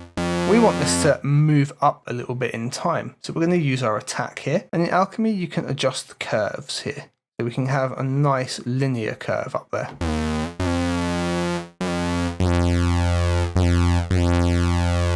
Depending how hard we push it,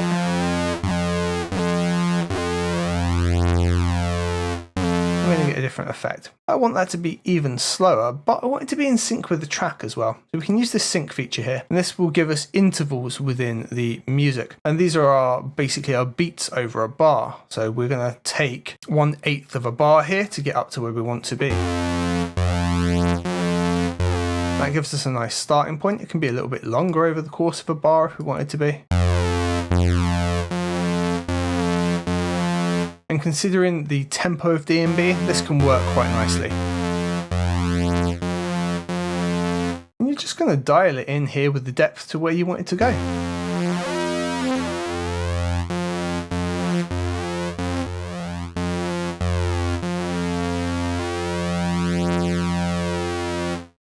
can make the decision to have more voices if we like. But the more complex the sound gets, the more it starts to fade away. Oddly enough here, quality setting can be really important, and I found actually in Alchemy to bring it down to good actually gives us the best results when doing this. You can hear a huge difference there. If we bring it up to Ultra, it does bring technically a better saw wave together, but it's a lot busier and muddier.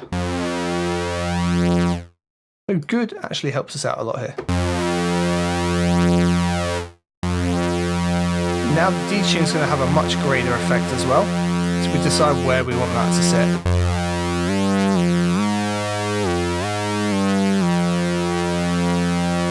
Now the other thing we can do with this is put an LFO onto it instead. The LFO lets it have that continuously back and forth ripping sound. So let's do a synced LFO to say 1/4, and we'll give it about the same kind of movement.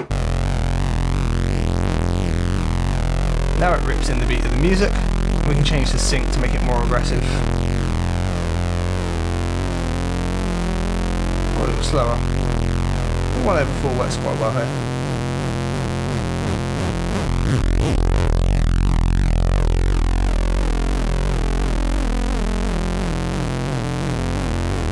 Now another thing we want to do here is we're going to have a separate sub that gets untouched by everything else. Say you're using Serum, you use the direct sub out. We have to be a little bit more fancy with our routing in Alchemy. But what we're going to do firstly is make sure we've not got any excess sub in this saw pattern. So we've got a filter section down here. We're going to switch on that first filter, and we're going to use a high pass 24 dB slope. And we're going to take the cutoff nice and back to somewhere around our snare region in our track, something like this.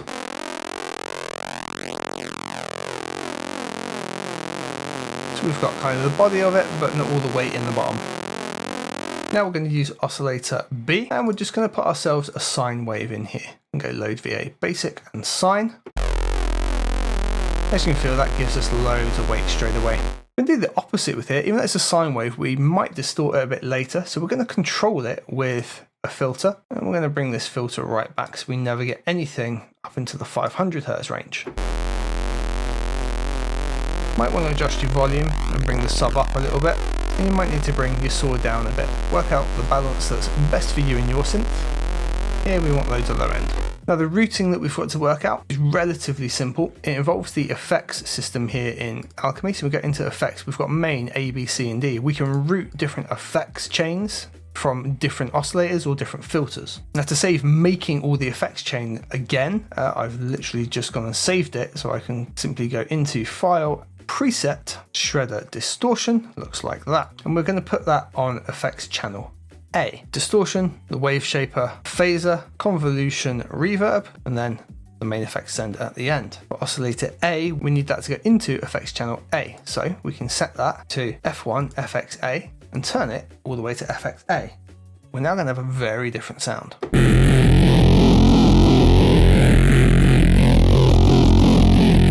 Sorry about the sub. We've still just got this big weighty sub, not really doing anything. And that's because that goes out filter 1 and it avoids all the effects here on A.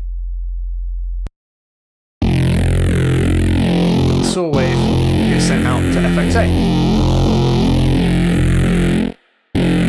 Now we need to look at the ADSR and like overall performance of the sound. When we let go of a note, it takes far too long to die. We really need to fix that up. So if we go into global here, we've got master volume here. I don't know why it says master volume, because really this one up here is, but master volume for the argument's sake of it. And we want to take the decay right the way down. Now we don't want it to go to 0 because it causes clicks and pops, but we do want a little bit of a tail off here in the release, just a tiny bit. Remember, we can adjust these curves. We can actually give it a curve down so it is almost instant. Now we can drop those notes in really, really quickly. Let's see where we're at so far.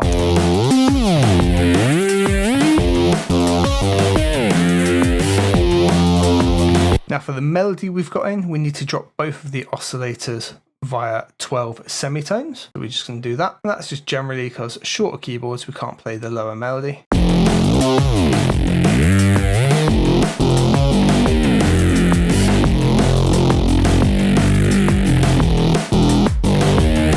There's a couple of things we can do to really change up how it sounds overall. Believe it or not, a lot of this comes from the convolution reverb. If we take the dry away completely, this is actually what we've got going on.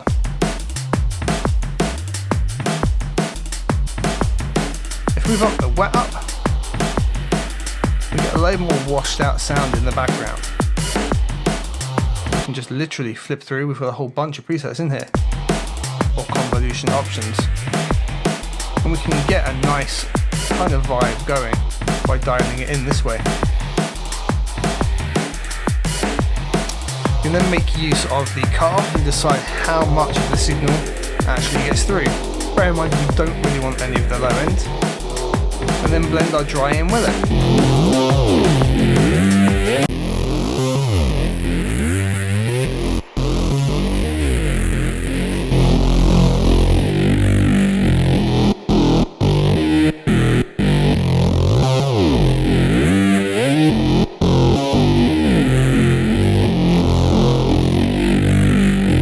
Sounding pretty good. How about now if we take off our sum to mono?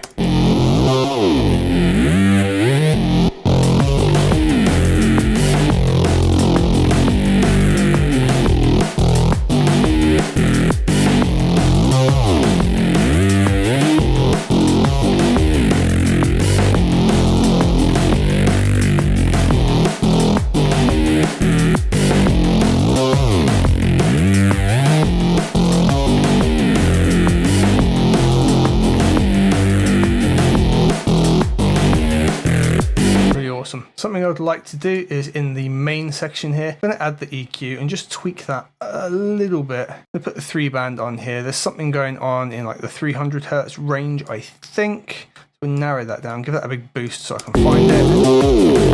Right back on. I'm just going to take that down like that.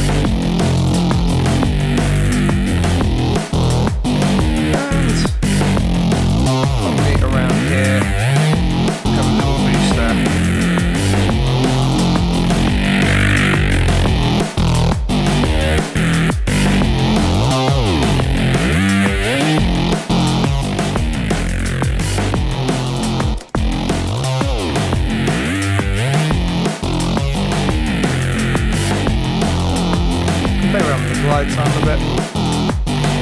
with the glide time a bit so it sits a little bit more in line with the overall track. You can play around with the glide time in a bit and have it so it sits a bit more in line with the overall track, but we've got these big long changing notes. I think we can get away with quite a long glide time here.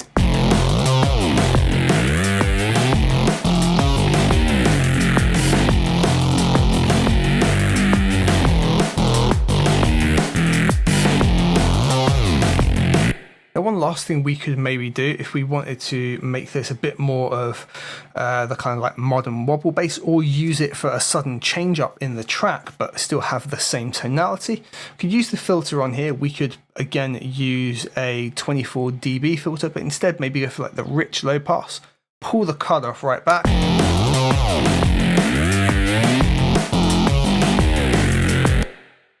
And we need to make sure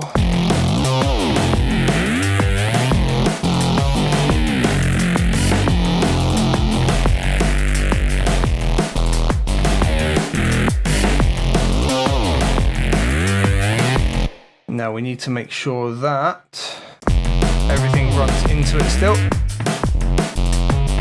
So to do this, we'd have to automate or change this so it now goes to F1 and then F1 goes into FXA. And then on the cutoff control here, we could assign ourselves another LFO, give ourselves a new LFO, keep that in sync too, just give that a bit of movement.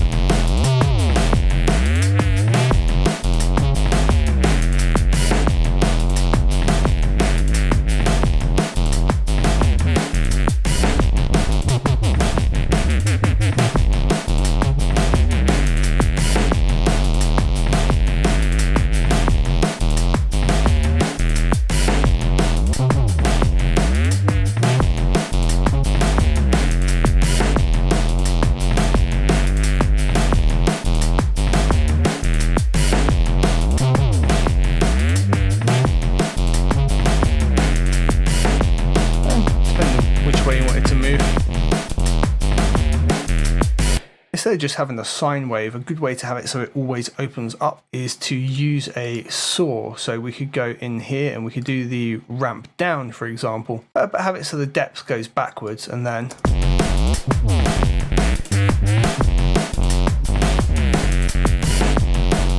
let's go 1/8.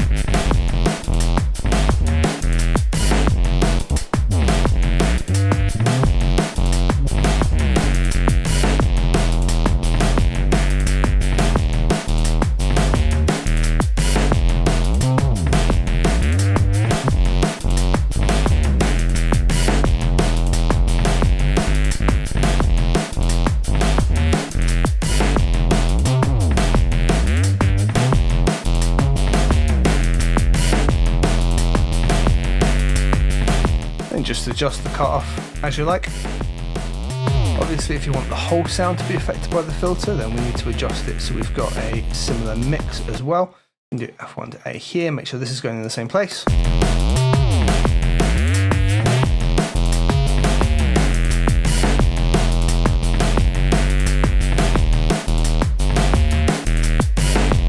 Still wanted to keep the sine clean, what you could do is send it to filter 2 and set up filter 2 with the same kind of parameter as up here, so link it to the same LFO, but then just send this out to FX main and keep these on parallel rather than serial. Serial means one's going to go in.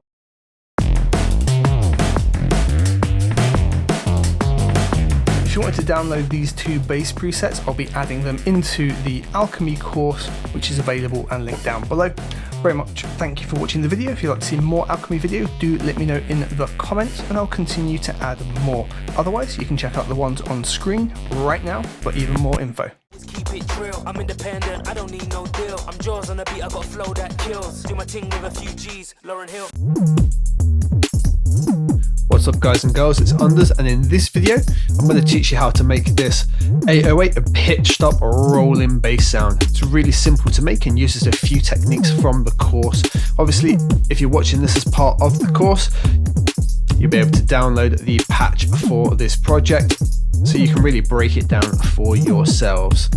Let's dive into it. Okay, so this is a relatively simple patch, but does use a few of the features taught in the course, but I will break it down in its entirety. So let's start off and we'll just initialize the patch again. We're just going to go initialize preset. So now we've just got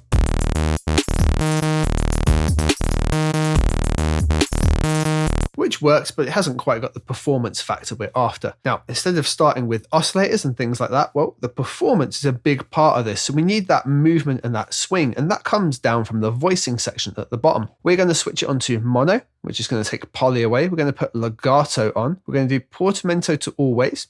And depending on your BPM, we're going to adjust the portamento. I found in the kind of 140 region, somewhere around the 80 milliseconds kind of works. Scaled might also work nicely depending on your melody. So now it performs a bit like this.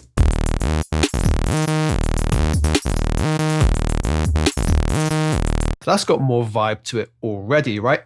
But we want to make this that huge 808 smashing thing going on. So if we go into our oscillators, we go into analog, we're going to use the BD sine.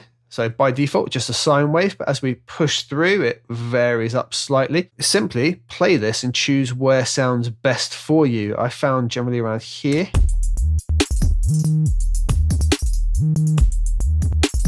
Can be nice to add a bit of movement to it as well. And you know, we're here, why not? Let's do that. Let's pop LFO 1 on the wavetable and knock it back a little bit. And we're going to put this on a really low rate. So we'll switch off BPM there, knock the hertz back to say like 1 cycle per second. Now it's just going to move between different parts of that waveform. That's got a real shake to it. We could certainly take that back even slower.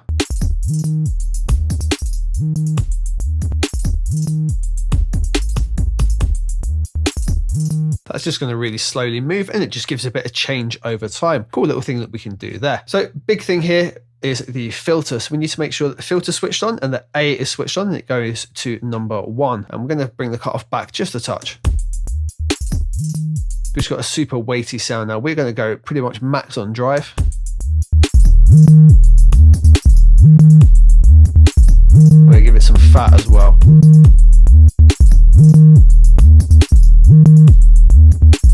All right, there's another performance element we need to do this, that we need to get this sounding great. So let's go into the matrix. We're going to go in here. We're going to take envelope 2. Remember, envelope 1 is always assigned to the volume of Serum. So we're going to start with envelope 2. And in destination, we need to go to global master tuning, and we want that little pitch up flare to happen. So on envelope 2, just need to make it a really short stab. And just do that by grabbing the decay point here and bringing it right down. And we're just going to push this up here by, say, 12.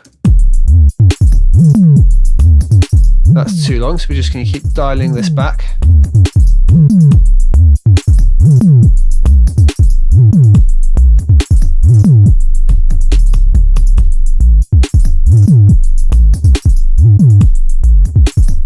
Bring that up to 24.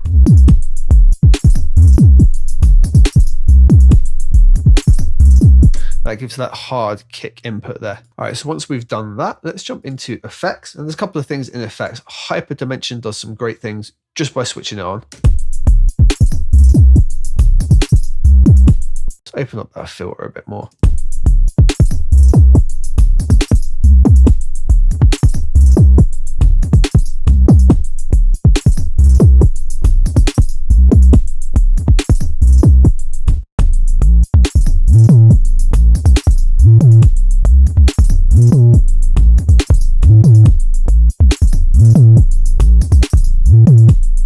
The further we push the detune, I quite like to bring the rate down. And size, we bring that down and then just the mix back 20% in.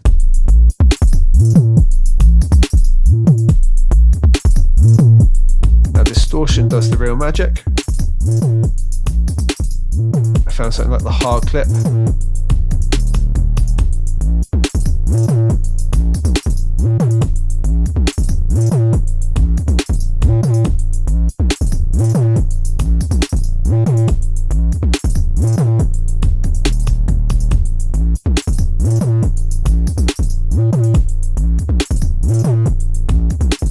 those are all the techniques that are really in there. Now, something else we can do is with the filter itself, maybe do things like push the resonance up with an envelope. That can work really, really cool. So if we take, say, envelope 3, stick that onto the resonance there, we definitely don't want it to jump up that much, just to give it a little bit of a push. And what we do, we give that a bit of an attack so it kind of sweeps in.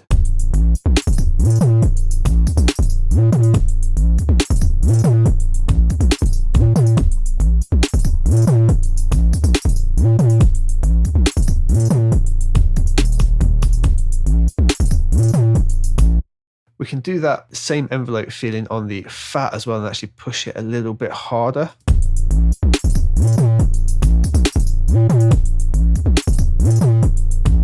And depending on how you've been playing, play around with the portamento timing.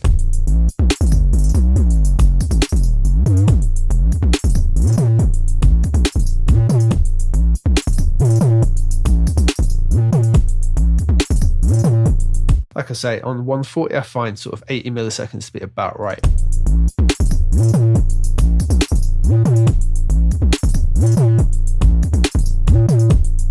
And it is simple as that, ladies and gentlemen. So those are the fundamentals that you need to create that. And we did that extra little bit of moving the wavetable down to give a bit of flex to the sound and a bit of feel and movement to it. We don't have to do that, and it will remain a lot more static. However, I like the kind of analog feel it creates by just moving that ever so slightly.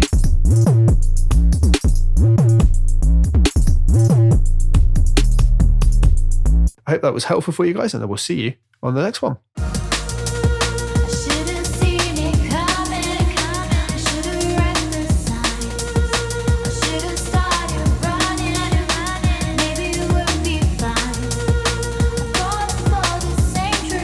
And now, how do we take all these sounds and put it all together? Well, I'm just going to show you the basics of how I would go about the approach. You've got everything together. You want to kind of mix it and make it into a track.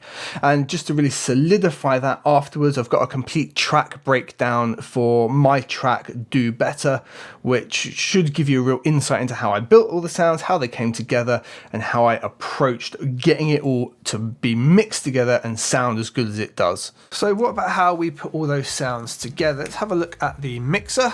And again, it's not massively complex. Got a few extra channels because I've bust a few things together. But I'll show you some of the tricks to get it all to sound how it does. We'll look at the breaks first off. So if we select drums, as you can see, that highlights pretty much everything. Even the Latin breakdown here goes into the drums bus. A little half loop here and half loop here, so we get a bit of everything. And we can see all the elements coming in there.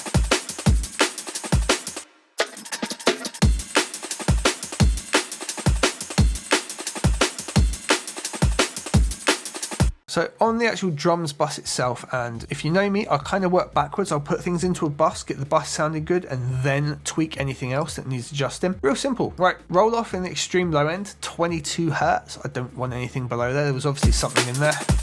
Just needs to come out. Little bit of a roll off on the high end. Don't usually do that, but we, in this instance, the shining of the brakes was obviously a bit much. So I've rolled off the high end a little bit, right up here, like the 20 Hertz range. And there's even a little shelf dip here at sort of 6K. And then a little boost around 3K, just helping everything shine through. And I think the brake sounds good.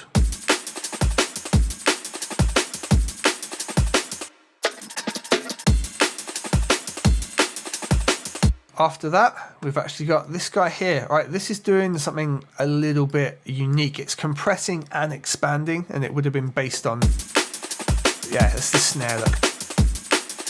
So it's always lifting up the snare, but at key moments it's bringing it down, and it's got the scope to bring it negative by, what, yeah, nearly 3 dB if it ever needed to.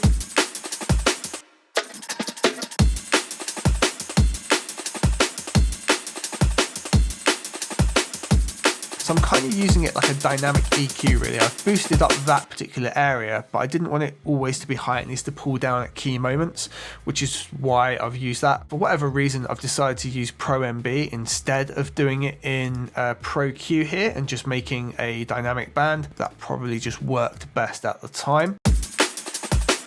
And you can see the job it's doing there. It's really simple. So it's lifting everything up, but at that moment where the snare's in, just pulls it back for a second.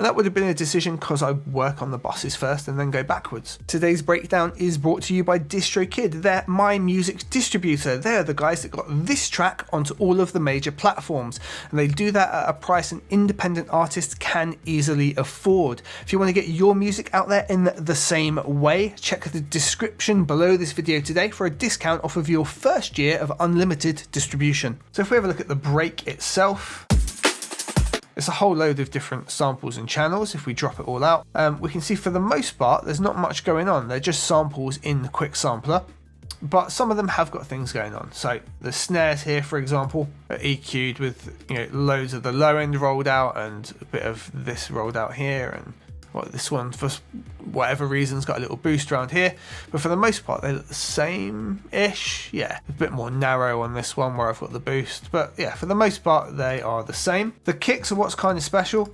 I've got R bass on them, or 2 R basses in some instances, and a little lift here, and those are done at frequencies that are key to the track. R bass will also be set to frequencies that are key to the track, meaning they always stay in tune. So if I turn all of this gaff off, those are the kicks. Turn it all on. How much better do those kicks sound? And that's the purpose that those are there, and that's the job they're doing. I've turned what's effectively quite a gash kick sound. Kind of goes put. Basically tuned them to sound pretty spot on with the tune. If you don't hear a difference, I'm sorry. Snare sharp, well, it's pretty much self-explanatory, but again, loads of low end rolled out. We didn't need that. We wanted this and this.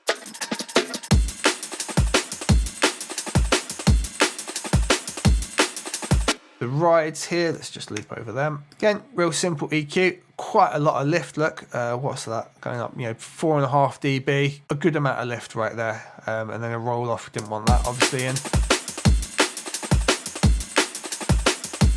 Makes a big difference.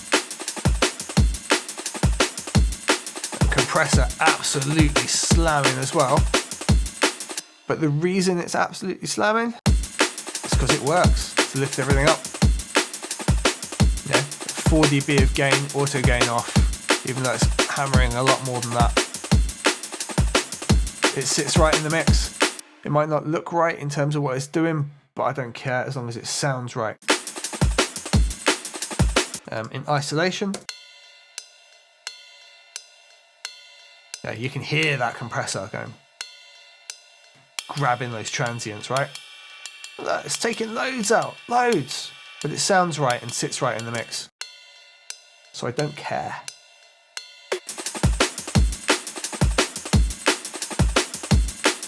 In terms of the sample itself, probably wanted to add a bit of character to it. Gained it down to start off. Crazy EQ. Crazy EQ going on. Pulling out in key moments though and shaping it how I wanted it to be shaped. Dynamic wise, it's being controlled by like half a decibel, maximum of a decibel.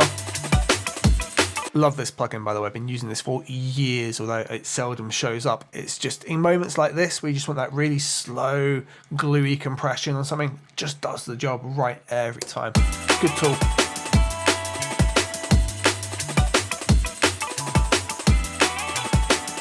So here's where it starts to get a little bit voodoo-y and more special, right? So we've got Pro Q3 again, but it's taking out loads of bands in dynamic mode. As you can see, they are a conflict here with the vocal. Okay, so I'm taking out anything here that would directly affect the vocal, and that allows the vocal to just sit on top and shine without these things getting in the way. So they're only being pulled back when the vocal's in there. When the vocal's not there,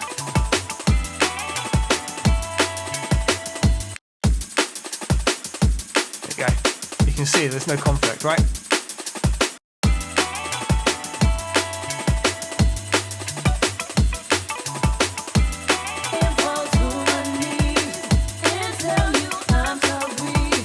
lets those key fundamentals of the vocal just shine right through. Then the main section, I probably would have done something very similar with the overall vocal chain, with the overall sample chain, sorry. Different EQ, just getting rid of the low end that I didn't need. Pull tech, that makes sense. Nice lift up here on the pull tech at what, 5K? Again, it'll be lifting like everything around that because it's a huge wide band. Similar thing going on with Pro Q, but pulling out much larger section here, look. And again, it's so that this can just sit on top.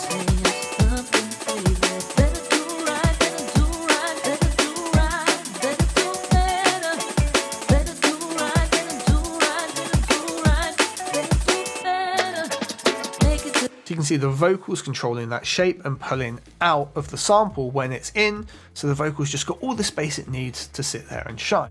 And then there's a little bit of glue on top of everything with a LA2A, or the soft tube one. Like I said, there's a whole separate video explaining how these sub buses work because it's kind of complex, but they essentially sound like this. Make it to the end of this year.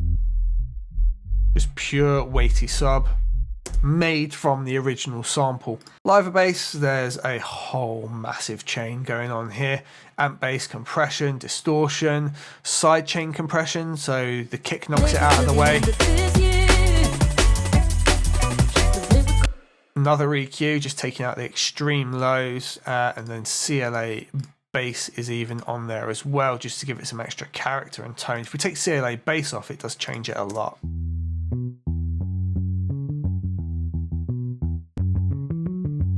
Yeah, that grits it up loads, even though there's barely any effects in.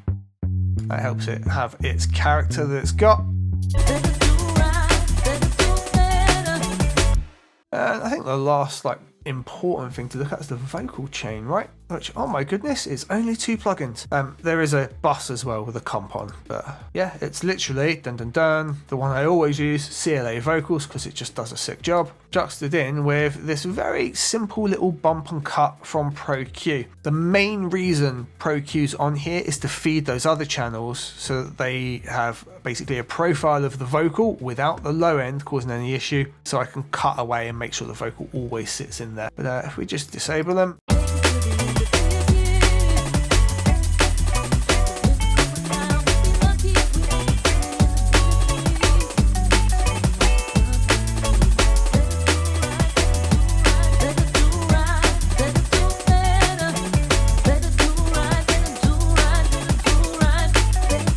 there's one little bit of voodoo going on here. I've got my wide aux, which is just purely sides.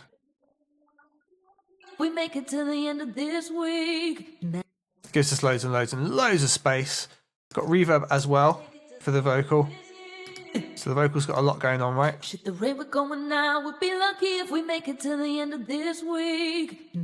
Sounds sick though, right? And the wide aux is done. It's a reverb. This one does all of the hard work, the real ADT. That makes it a nice spread. The HEQ takes out the mid band of that, and then it's compressed. Nothing special after that, really. The bit that says vinyl, all the samples get fed into that, and it's just giving a little bit of character. I've even got Ozone 9 on there, look, doing a little bit of harmonic distortion in the middle. So again, adding more character to these samples from what they originally were. In fact, just for fun and games, let's grab this sample here and we'll take everything off. And let's see just how much we actually changed it, shall we? Make it to the end of this year.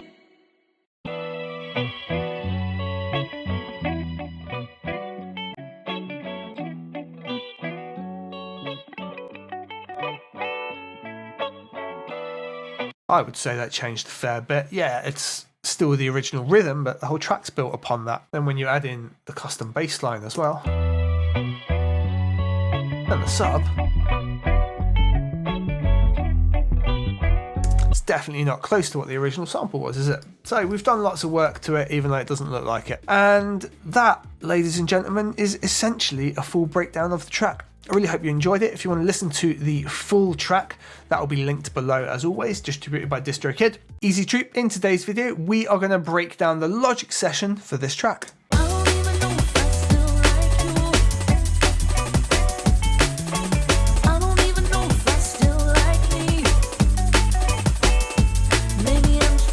Today's breakdown is brought to you by DistroKid. They're my music distributor. They're the guys that got this track onto all of the major platforms, and they do that at a price an independent artist can easily afford. If you want to get your music out there in the same way, check the description below this video today for a discount off of your first year of unlimited distribution. Let's get into it.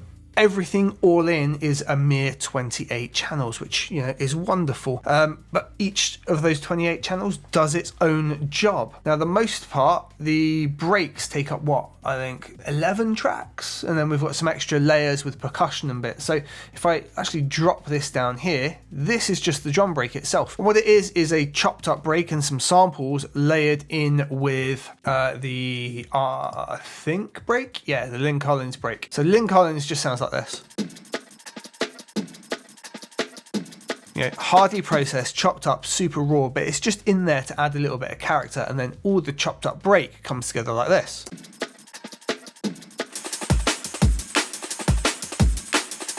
You can just hear the echoes of Think in there, right?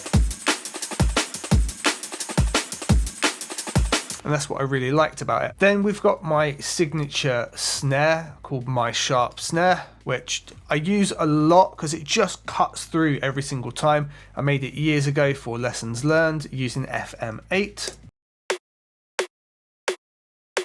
It's not an exciting sound, is it? But it cuts through. Get rid of it.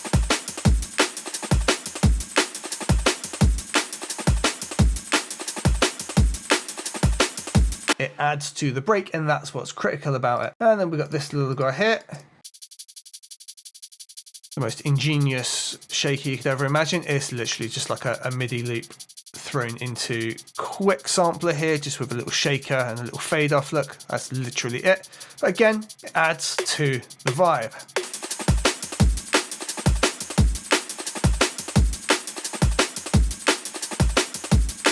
You can tell even by the MIDI there that it's not particularly exactly on. So it gives that little kind of shake and feel, right? In the main section, that's all of our drums. It changes a little bit in the like hooky type part where we've got this extra little guy added in. Just a little reverse shaker there, which, you know, it goes hand in hand with this alternate version here of a ride.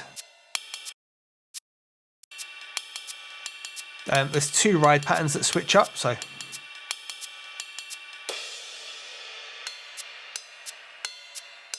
that has a little change. You can just hear how those shake together. Snare carries on doing its thing, break carries on doing its thing.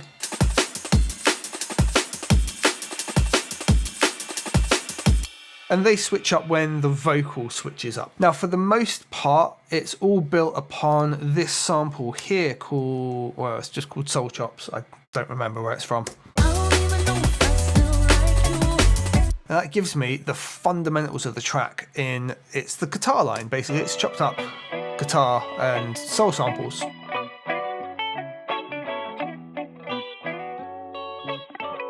Now, I've then got a sub version of that where I've made that. There will be a separate video linked at the end of this one which shows you exactly how I make these sub variants of samples.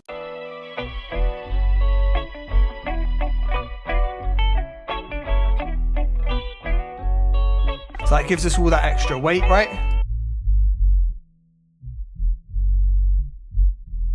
And then there's a MIDI bass line that I've done underneath that. Just is with the standard Liverpool bass in Logic, just called the B line, and that just adds an extra little melody in there, and it should work well when the sample's just in.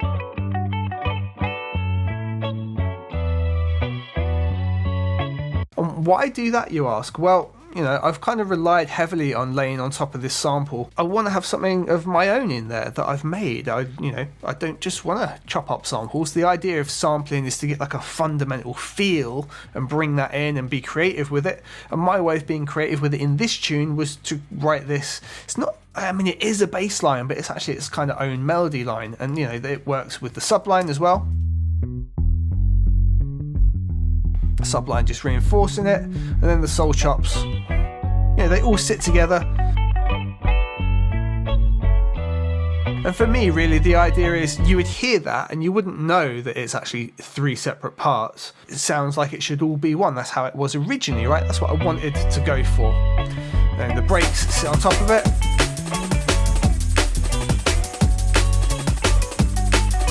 And we got a good vibe going, right? And that's the fundamentals of the track, right? That builds everything together right there. The only other thing that really occurs here is a crash right at the start. And then just here there's a riser, which is just a single note and just built to be a riser. If I show the automation, there you go. You can see that we've got a nice little sweep up and then a nice little bump in the resonance, and that just builds this for us.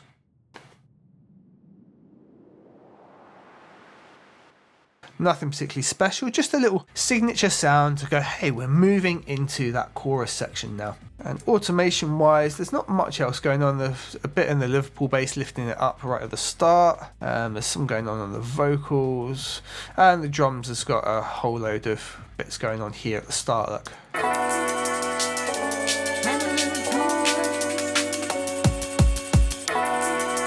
Alright, just to give us that build in. What else have we got going on? The other thing here in this like little, I'm going to call this the intro, because really this is like your mix-in portion.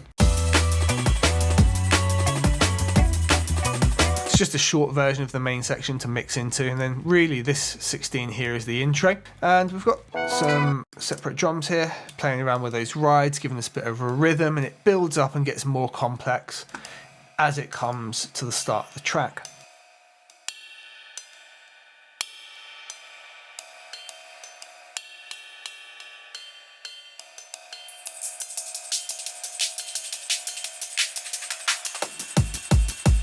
Yeah, just getting harder and faster and just building up in the momentum. And that sits on top of some samples that I only used in the breakdown parts, which are just here. Again, we've got some soul chops. This one here, I'm pretty sure is from Splice, so you can probably search that and find it. And then below it, I've got another layer of it to get a different vibe with it. So it's like so. And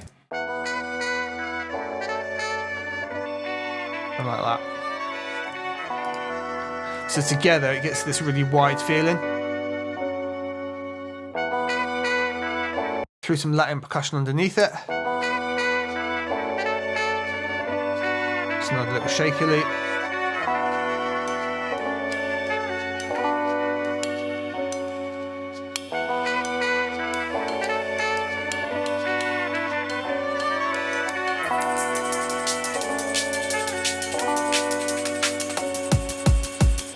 That all helps it build up. It also gives us a break from this sample here, but it moves into it quite nicely.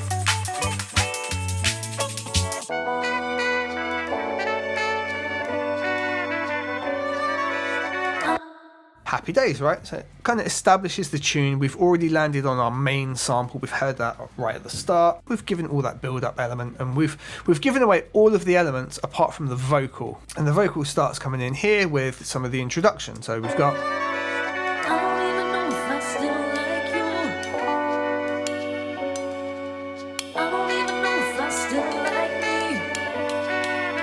And we've like established all of that, and then we go into the main section where it all drops in together.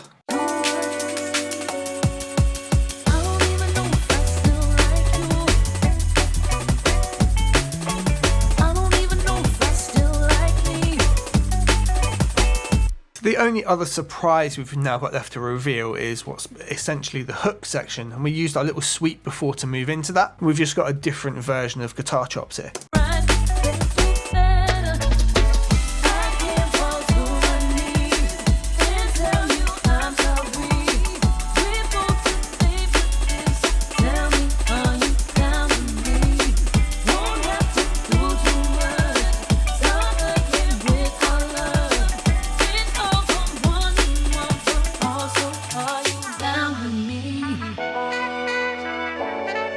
Alright, so the only like other little flary things we've done is I've made like a independent crash here. So I've layered the crashes up because I just want it to be a little bit different, more impactful here. So